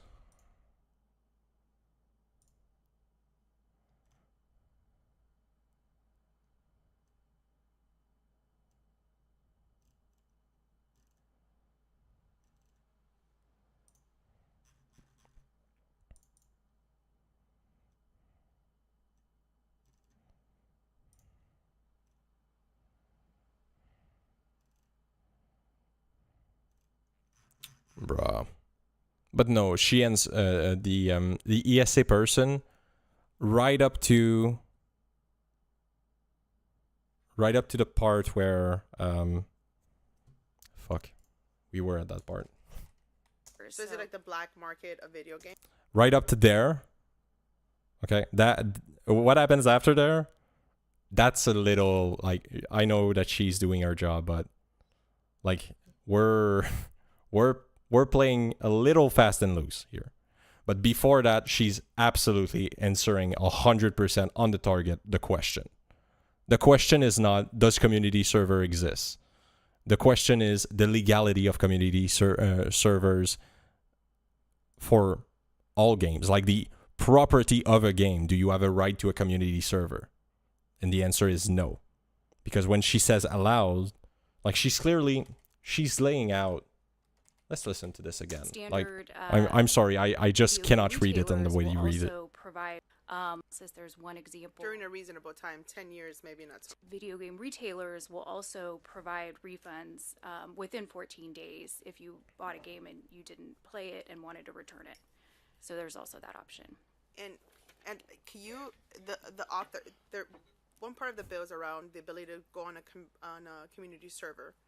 The author is stating that that's currently allowed right now, so long as communities. Let's read then. So there's also that option. And can you, the author, there, one part of the bill is around the ability to go on a community server. The author is stating that that's currently allowed right now, so long as you're. If I don't want to misunderstand what you said, some member. That's correct. Minecraft is currently hosted by community servers. Call of Duty community servers. So it's an option that is out there in existence here today. He's answering, is it possible to have community server? Obviously. Illegal, and they are not.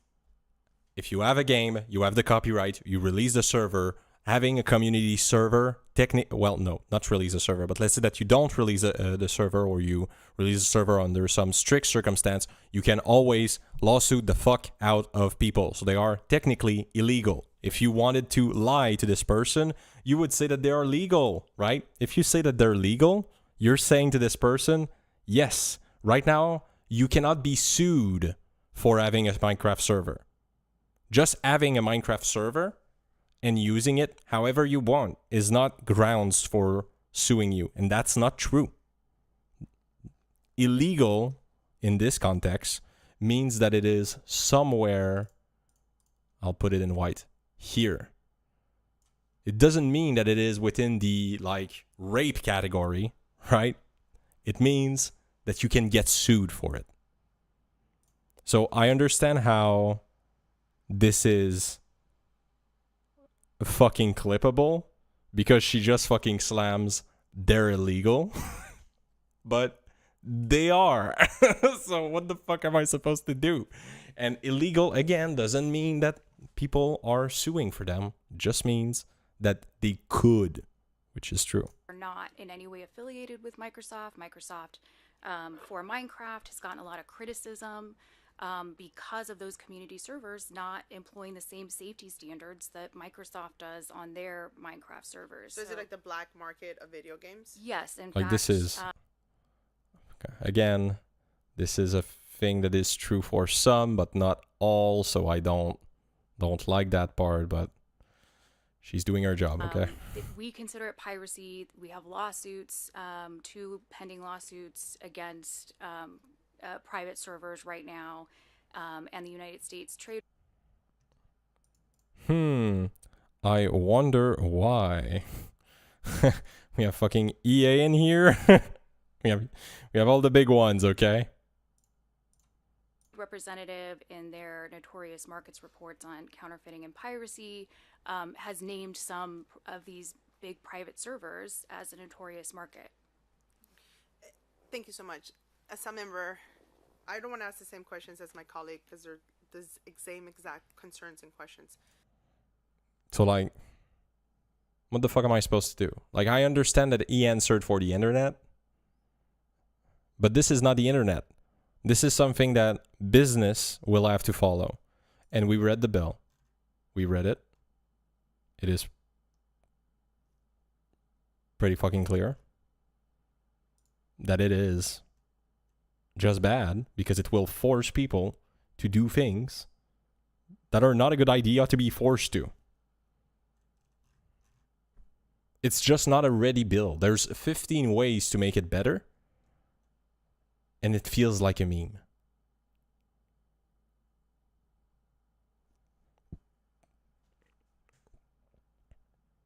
And at the end of the day, it doesn't fix anything. That's maybe the worst part here, is that if the goal is to make sure that they don't shut down the server,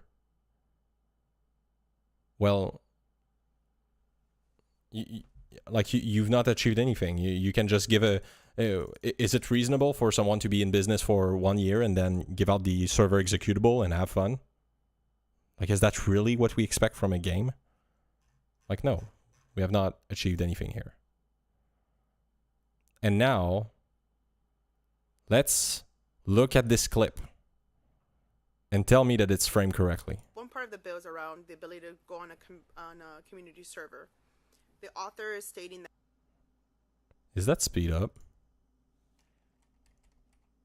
And the United States Trade Reps, there because of those Microsoft today.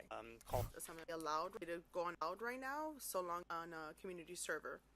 The author is stating that that's currently allowed.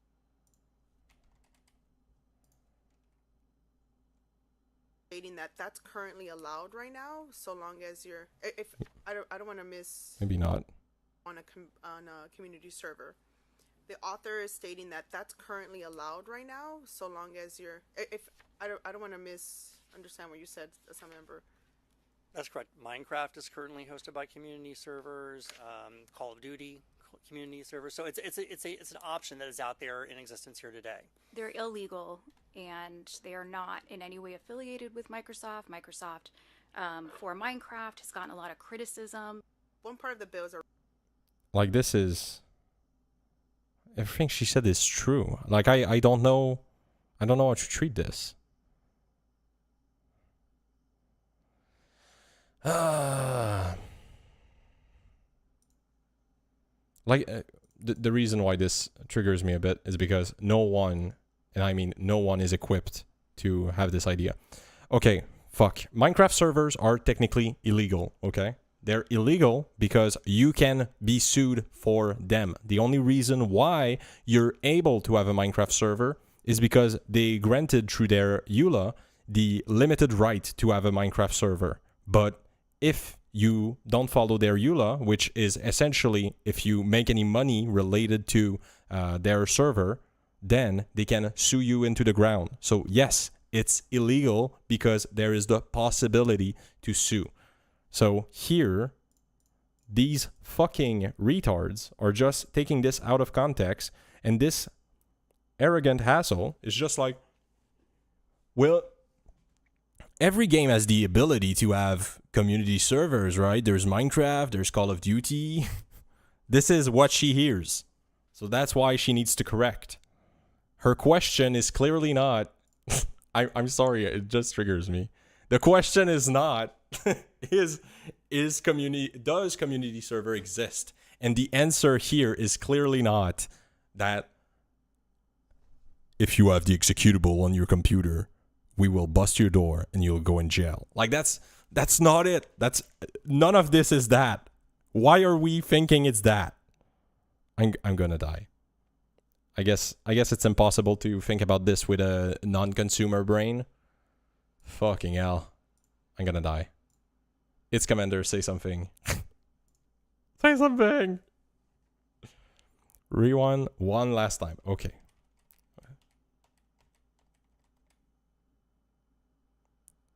Okay.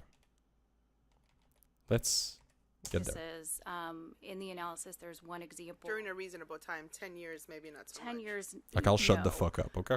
But standard video game retailers will also provide refunds within 14 days if you bought a game and you didn't play it and wanted to return it. So there's also that option. And can you the author there one part of the bill is around the ability to go on a community server. The author is stating that that's currently allowed right now, so long as you're. If I don't want to misunderstand what you said, some member. That's correct. Minecraft is currently hosted by community servers. Call of Duty community servers. So it's an option that is out there in existence here today. They're illegal and they are not in any way affiliated with Microsoft. Microsoft for Minecraft has gotten a lot of criticism because of those community servers not employing the same safety standards that Microsoft does on their Minecraft servers. So is it like the black market of video games? Yes, in fact, we consider it piracy. We have lawsuits, 2 pending lawsuits against private servers right now. And the United States Trade Representative, in their notorious markets reports on counterfeiting and piracy, has named some of these big private servers as a notorious market. Thank you so much. Rust, it's because we read the whole fucking bill. We read everything there was to be read through this. And we went through the whole ass fucking analysis right down to the fucking Minecraft fuel law, okay? So, this is why I'm happy to replay it for the 1 trillionth time. But here, she's trying to understand why this is important. Because think of it from her point of view also.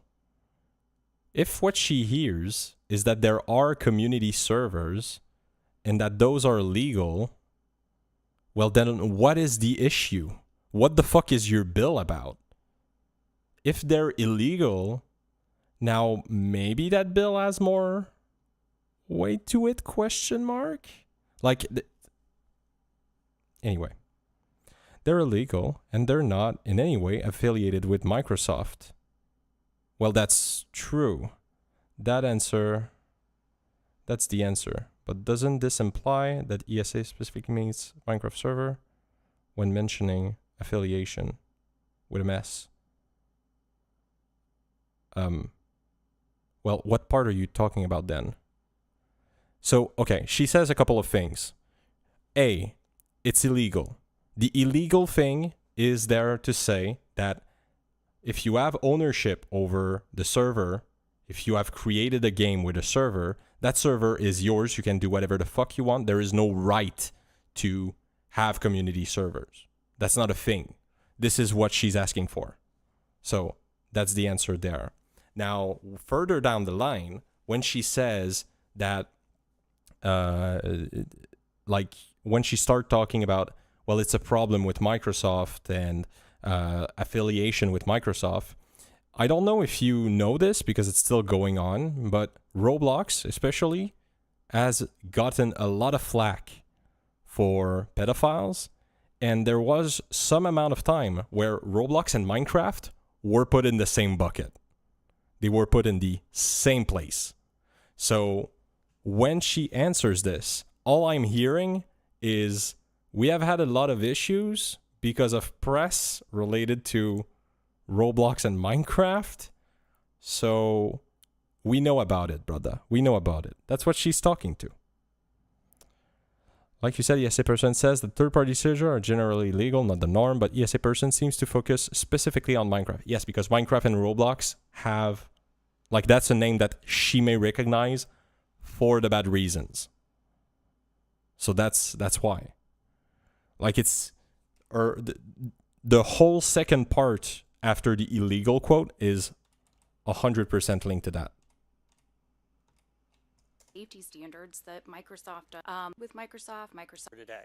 they're illegal and they are not in any way affiliated with Microsoft.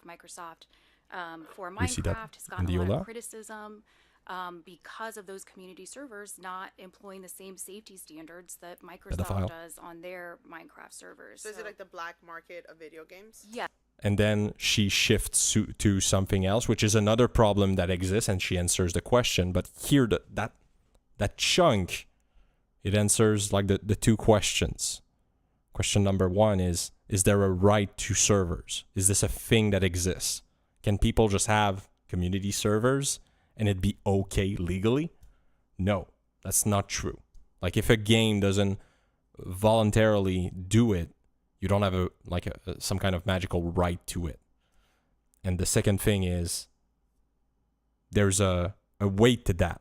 Like just having community servers as a thing, like letting people, there's a weight to that and it causes issues. So that's what she's saying. So she's attacking, when she says that, first of all, because this is not true, so she has to go against it, but she's also attacking the idea that this is feasible. That releasing the binaries for the server, essentially AB, well, no, there's one that is like you can do it just offline, have fun. Anyway, what she's saying is if you release a server for it, it's a liability for us.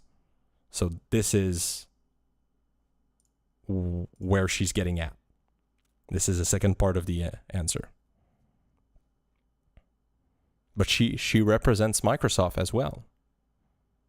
So she is well placed to say if there's lawsuit linked to that. So it's good on her. But like my issue is that there's nothing that she says that is not true.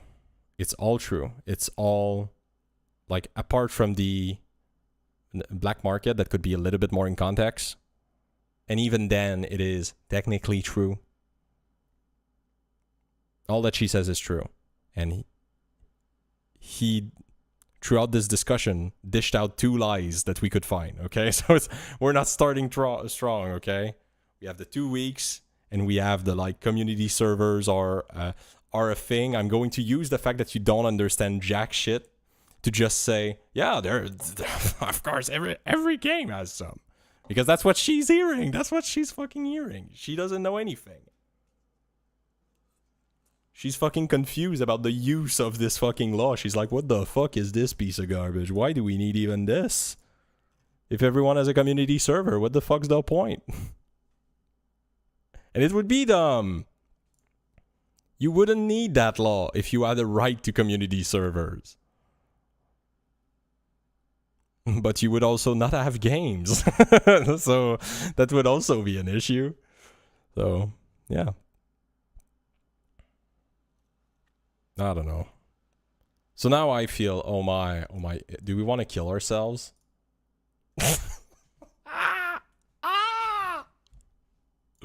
Oh no.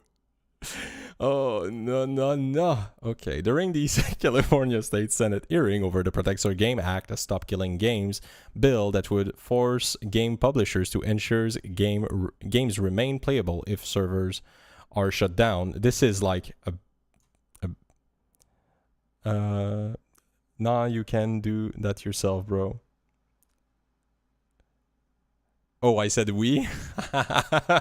True. I'll do it, okay? I'll kill myself for this one. So, first of all, bad framing here. Assemblyman, and they never explain what the fuck the ESA is, which is dumb. Assemblyman Chris Ward was questioned by the committee about how feasible it would be to keep games running on private servers if official support concluded. Ward noted that both Minecraft and Call of Duty utilize community servers. Wait. That's not the question.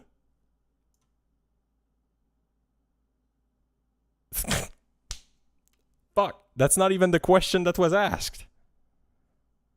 Fucking hell. The question was that community servers are a thing that you can, like, by default have for all games. However, ESA's VP State of Government Affairs, Jennifer Gibbons, objected to his claim and stated that these are not officially sanctioned servers. In fact, according to Gibbons, they're illegal. Okay. That answer is like truthful, but can we put some context, I hope? They're illegal. Gibson responded, they are not in any way affiliated with Microsoft. Microsoft or Minecraft has gotten a lot of criticism because of those community servers not employing the same safety standard that Microsoft does on their Minecraft servers. Gibbon was asked by community member if private servers are akin to a black market for video games. Oh, better framing. And Gibbons answered yes, which is true. The ESA executive went on to state that they even considered the server as piracy, which they are, and have lawsuits pending against private servers right now. Yes, like here they should fucking hate this.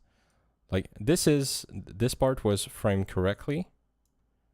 They should make it clear that it doesn't necessarily apply to Minecraft, because if you carry over Minecraft through all of this, then it feels like Gibbons is a disingenuous cunt. But I guess stating things in a way that makes it understandable to the common user, I guess, is not it. Yes, said Gibbons. In fact, we consider it piracy. We have lawsuits, 2 pending lawsuits against private servers right now, and the United States Trade Representative, USTR, in their Notorious Market report on counterfeiting and piracy has named some of these big servers as notorious markets. To be clear, in the case of Minecraft, this isn't true. Minecraft has multiple pages on its website where it encourages players to set up their own servers and browse third-party servers. These servers are also verified and approved by Microsoft's teams to ensure to follow standard guidelines. Well, then they're not community servers if they're fucking approved. Okay. Each server for their own brand of fun and uniqueness. Read an excerpt about community servers on Minecraft's website. Find your favorite with our server list site, where all listed servers have been renewed and verified as following our community standard and guidelines. So here we're taking the community server as a Minecraft concept and then applying it to every game. Fucking hell. I don't even know what to say. IGN sent the ESA a link to this page and has noted that it was encouraged by the Minecraft team when requesting a comment. An ESA representative responded with the following. Oh shit. Private server infringe on the intellectual property rights of game publishers. Publishers reserve the right to exercise their right against them. The provision in CAAB 1921 that proposed these servers as legitimate alternatives to keep games running raises concern about the publisher's ability to enforce their IP rights. In addition, private servers operate with no oversight from the publishers and do not uphold the same trust and safety standard. This could create an unsafe environment for players and be counter to the industry's commitment to foster safe and fun gameplay for all players. PC Games also noted that the USTR Notorious Markets report referenced by Gibbons doesn't specifically single out random community servers, so players can play with friends, but rather one that allows users to bypass games that requires subscription services such as World of Warcraft. Yes, but the rule that they're using for that is the infringement of the IP. Like, this is so retarded. Those servers allows players to get around key pieces of the game rather than serving an extension of the existing experience. Like, this comes from a view that the server should, like, magically be owned by the user. Like, it's not the case. The server is a plus that is owned. I think that the answer from the ESA after the RCA IGN.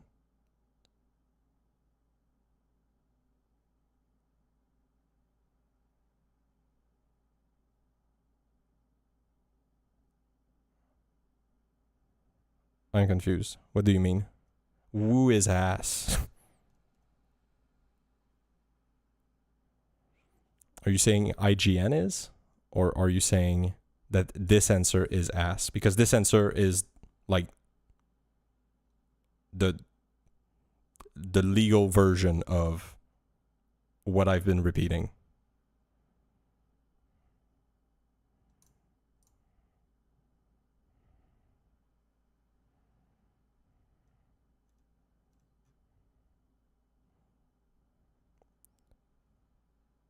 Yes, because the question wasn't about, like, you're... Oh, fuck. Okay.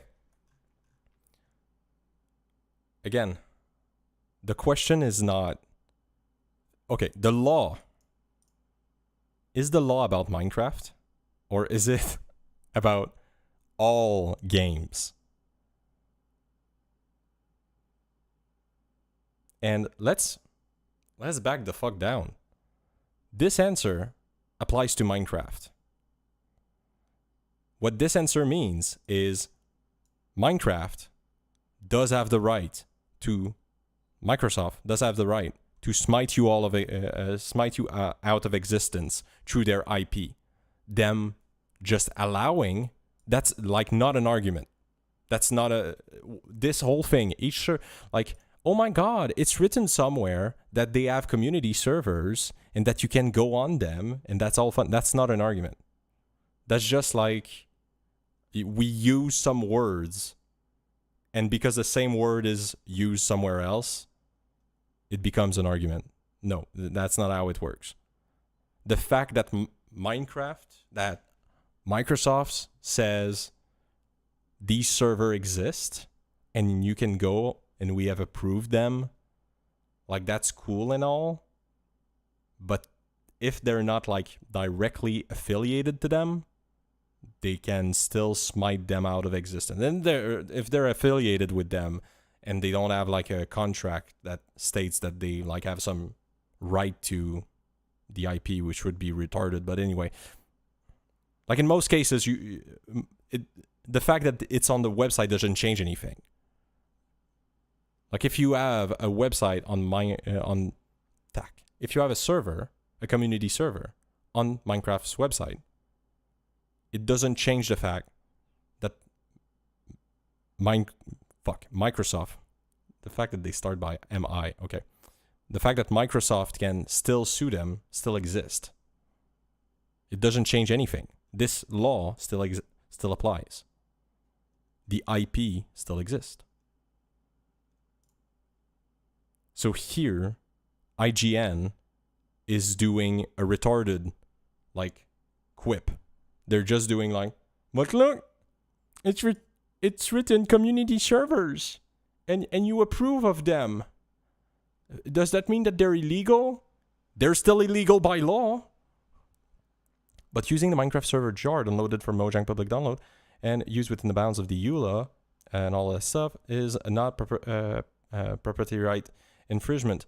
Technically, no, it is not property right infringement to follow the EULA to the letter. Yes, technically. In the example of Minecraft, which wasn't. No. That wasn't the question being asked. Oh my god. I cannot. Oh, it's written here.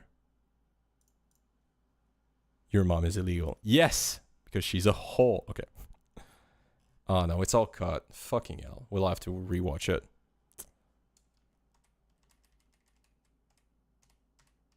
Right. Can we have the one where his smug ass? When does he yap? Alright, here it is. Within 14 days, if you bought a game and you didn't play it and wanted to return it. What do you mean, not there? Private servers infringe on the intellectual property rights of game publishers. Publishers reserve the right to exercise their right against them. The provision in CA blah blah that proposed that these server as legitimate alternative to keep games running raises concern about a publisher's ability to enforce their IP. In addition, private servers operate with no oversight from the publisher and do not uphold the same trust and safety standard. This could create an unsafe environment for players and be counter to the industry's commitment to foster safe and fun gameplay for all players. You see that there's no mention of Minecraft. Very important note here, because this law has no fucking link to Minecraft. The fact that that the IGN, good on you, Rust. The fact that IGN sent a quip to fucking ESA rep, to a ESA rep, and that ESA was like, okay, bro, property rights still exist. Like, this doesn't change anything. It was framed that IGN... Yes, because they did, but it doesn't matter. You get that, right?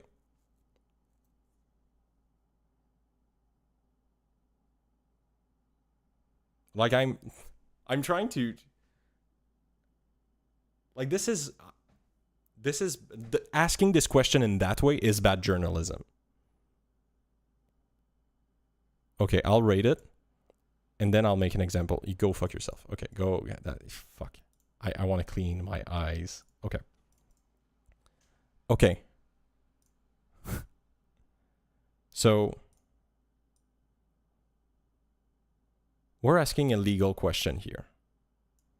We're talking about a bill, and what they're saying essentially is, you have said that... So, yes, as they should. Let me make an example. If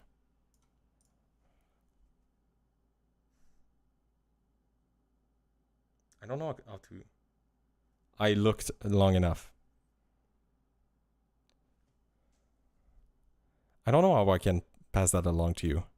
I feel like you're not understanding how fucking dirty that is.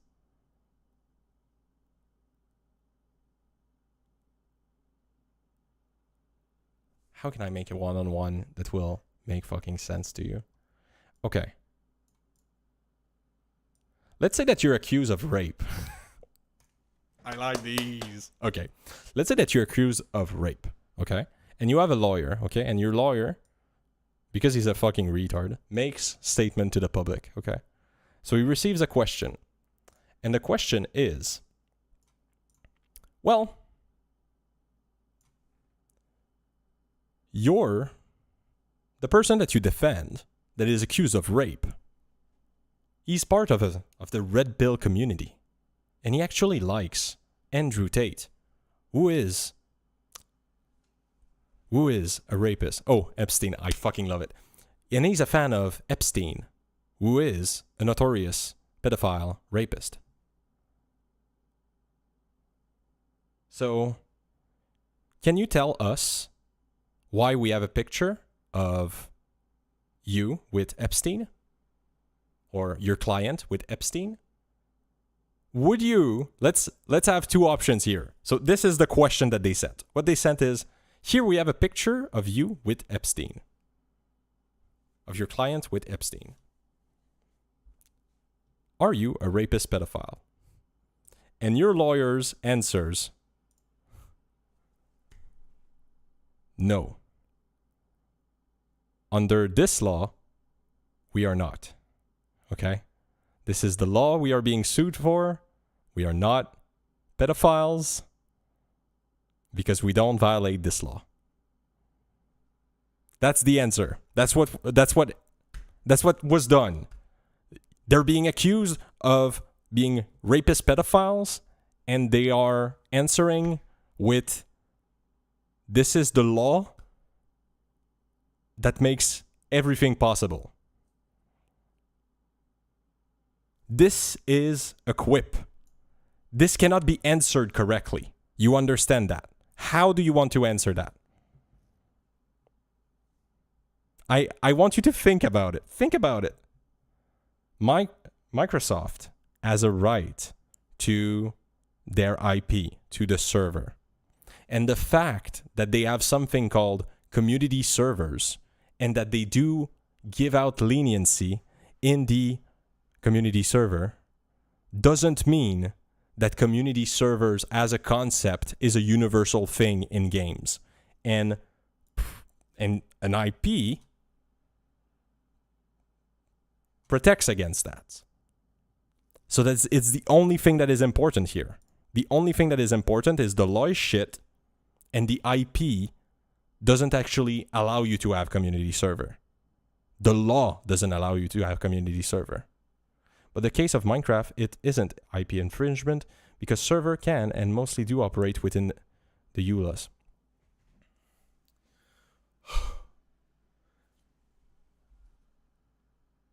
What's the point? Okay, here, what you're answering right now is you're answering by saying, well, actually, yes, I was with Epstein, but I didn't rape children. How is that a good answer?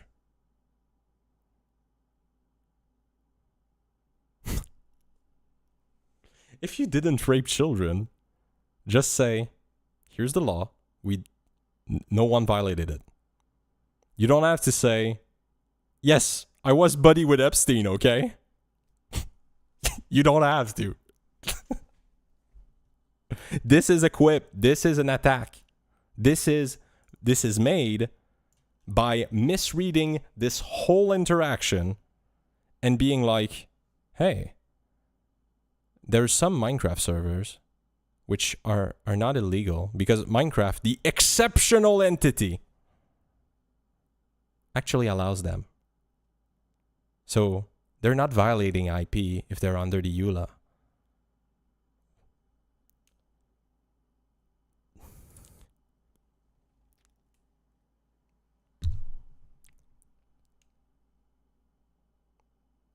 I don't know. Look, I feel like if you were in the other side of that transaction, you would feel like way more is on the line than this. Like this feels like you're getting raped on the dumbest question.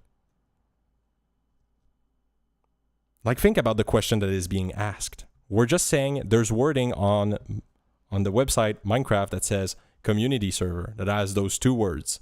And because Minecraft does approve some of them, it means that, and because Minecraft has a EULA that technically allows you to have like local little servers that are not for commercial use, that means that ... all servers are for all games are legal? Question mark?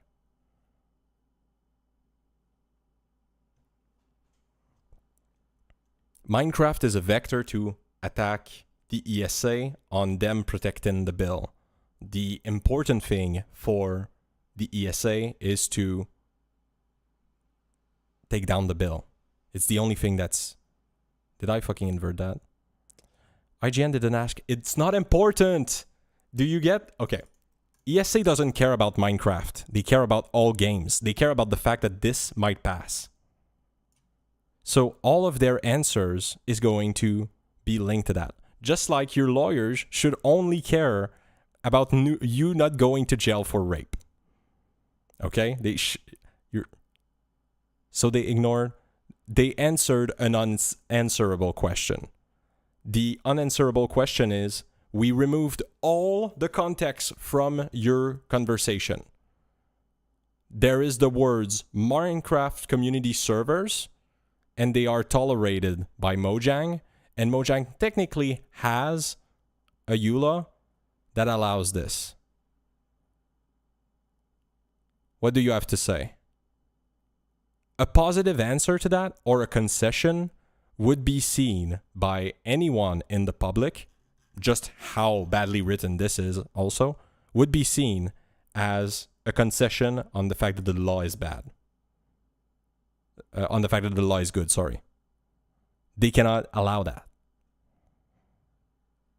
Like, you get that because of the framing of all of this, they cannot answer. If we were on a perfect world where everyone was 100% truthful, they could say, Look, when you're within the rules of the EULA with Minecraft, you can do a lot of things, and maybe you can, like, call those community server. So they pull shit? No, you're being dumb there. Can you opt into voice call? We need to fucking get that sorted. You're being dumb.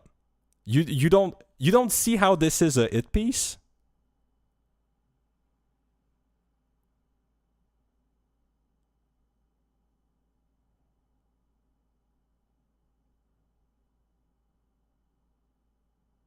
They didn't pull any shit out of any ass. They answered the question of the senator, and when they come back with what is clearly a hit piece, they go into destroying the law, which is their job.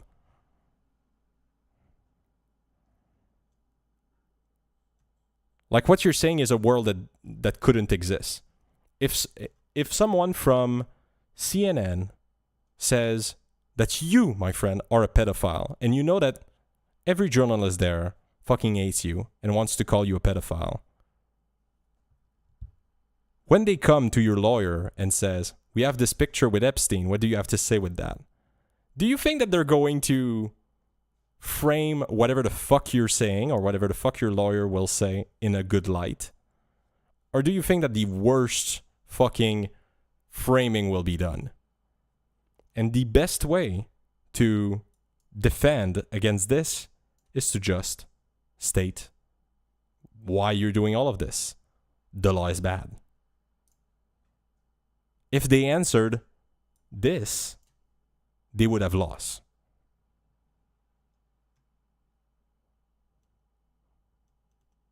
Like, please, don't tell me that you cannot see the framing.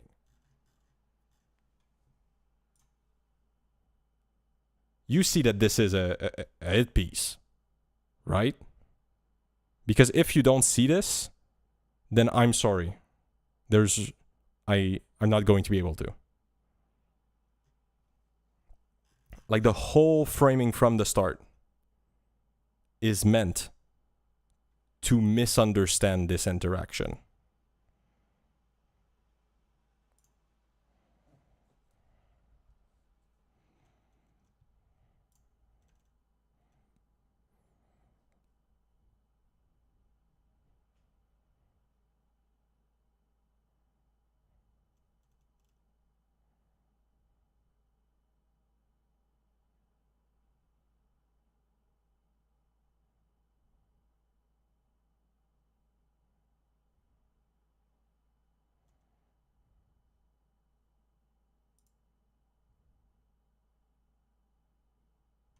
Oh, a new updated private servers that host and distribute copyrighted game content without authorization. Okay, that's the thing. Okay, then we have a better version of the same fucking thing. Cool. Okay. Private servers that host or distribute copyrighted game content without authorization infringe on intellectual property rights of the game publisher. While publisher may take different approaches, all publishers reserve the right to exercise their right against IP infringement. The provisions in CAAB 1921 that propose these servers as a legitimate alternative to keep game running raises concern about the publisher's ability to enforce their IP rights. In addition, private servers operate with no oversight from the publishers and do not uphold the same trust and safety standard. This could create an unsafe environment for players and be counter to the industry's commitment to foster safe and fun gameplay for all players. All right. You've got a better version of the same fucking thing.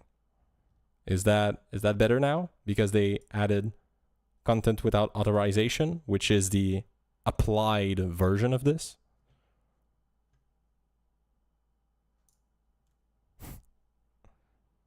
Like, this is... Like, I don't know. No, I know. I'm sorry. If you cannot see that this is a hit piece, I don't know what to do. Like, this is made with a view in head. They saw ESA. They knew Time to attack. Someone's attacking, stop killing game something, time to attack. Is the law good? We read it. It's bad. Who gives a fuck? Will we explain the question of the senator? No, we won't. We won't. We will just make it out as if the only thing that is within this law is Minecraft. Like, if the only thing that this law was talking about was Minecraft, then I would absolutely agree with you. But it's not the case. Anyway. Probably don't have anybody watching at this point. So, was fun to be with you all, guys, if you're still there. And I guess I'll see you tomorrow, because tomorrow I'm off. This will be a clip. All I heard was Minecraft. True. But hey, I'll fuck off now. I need to go to sleep. Bye-bye. Love you all. I'll be there tomorrow.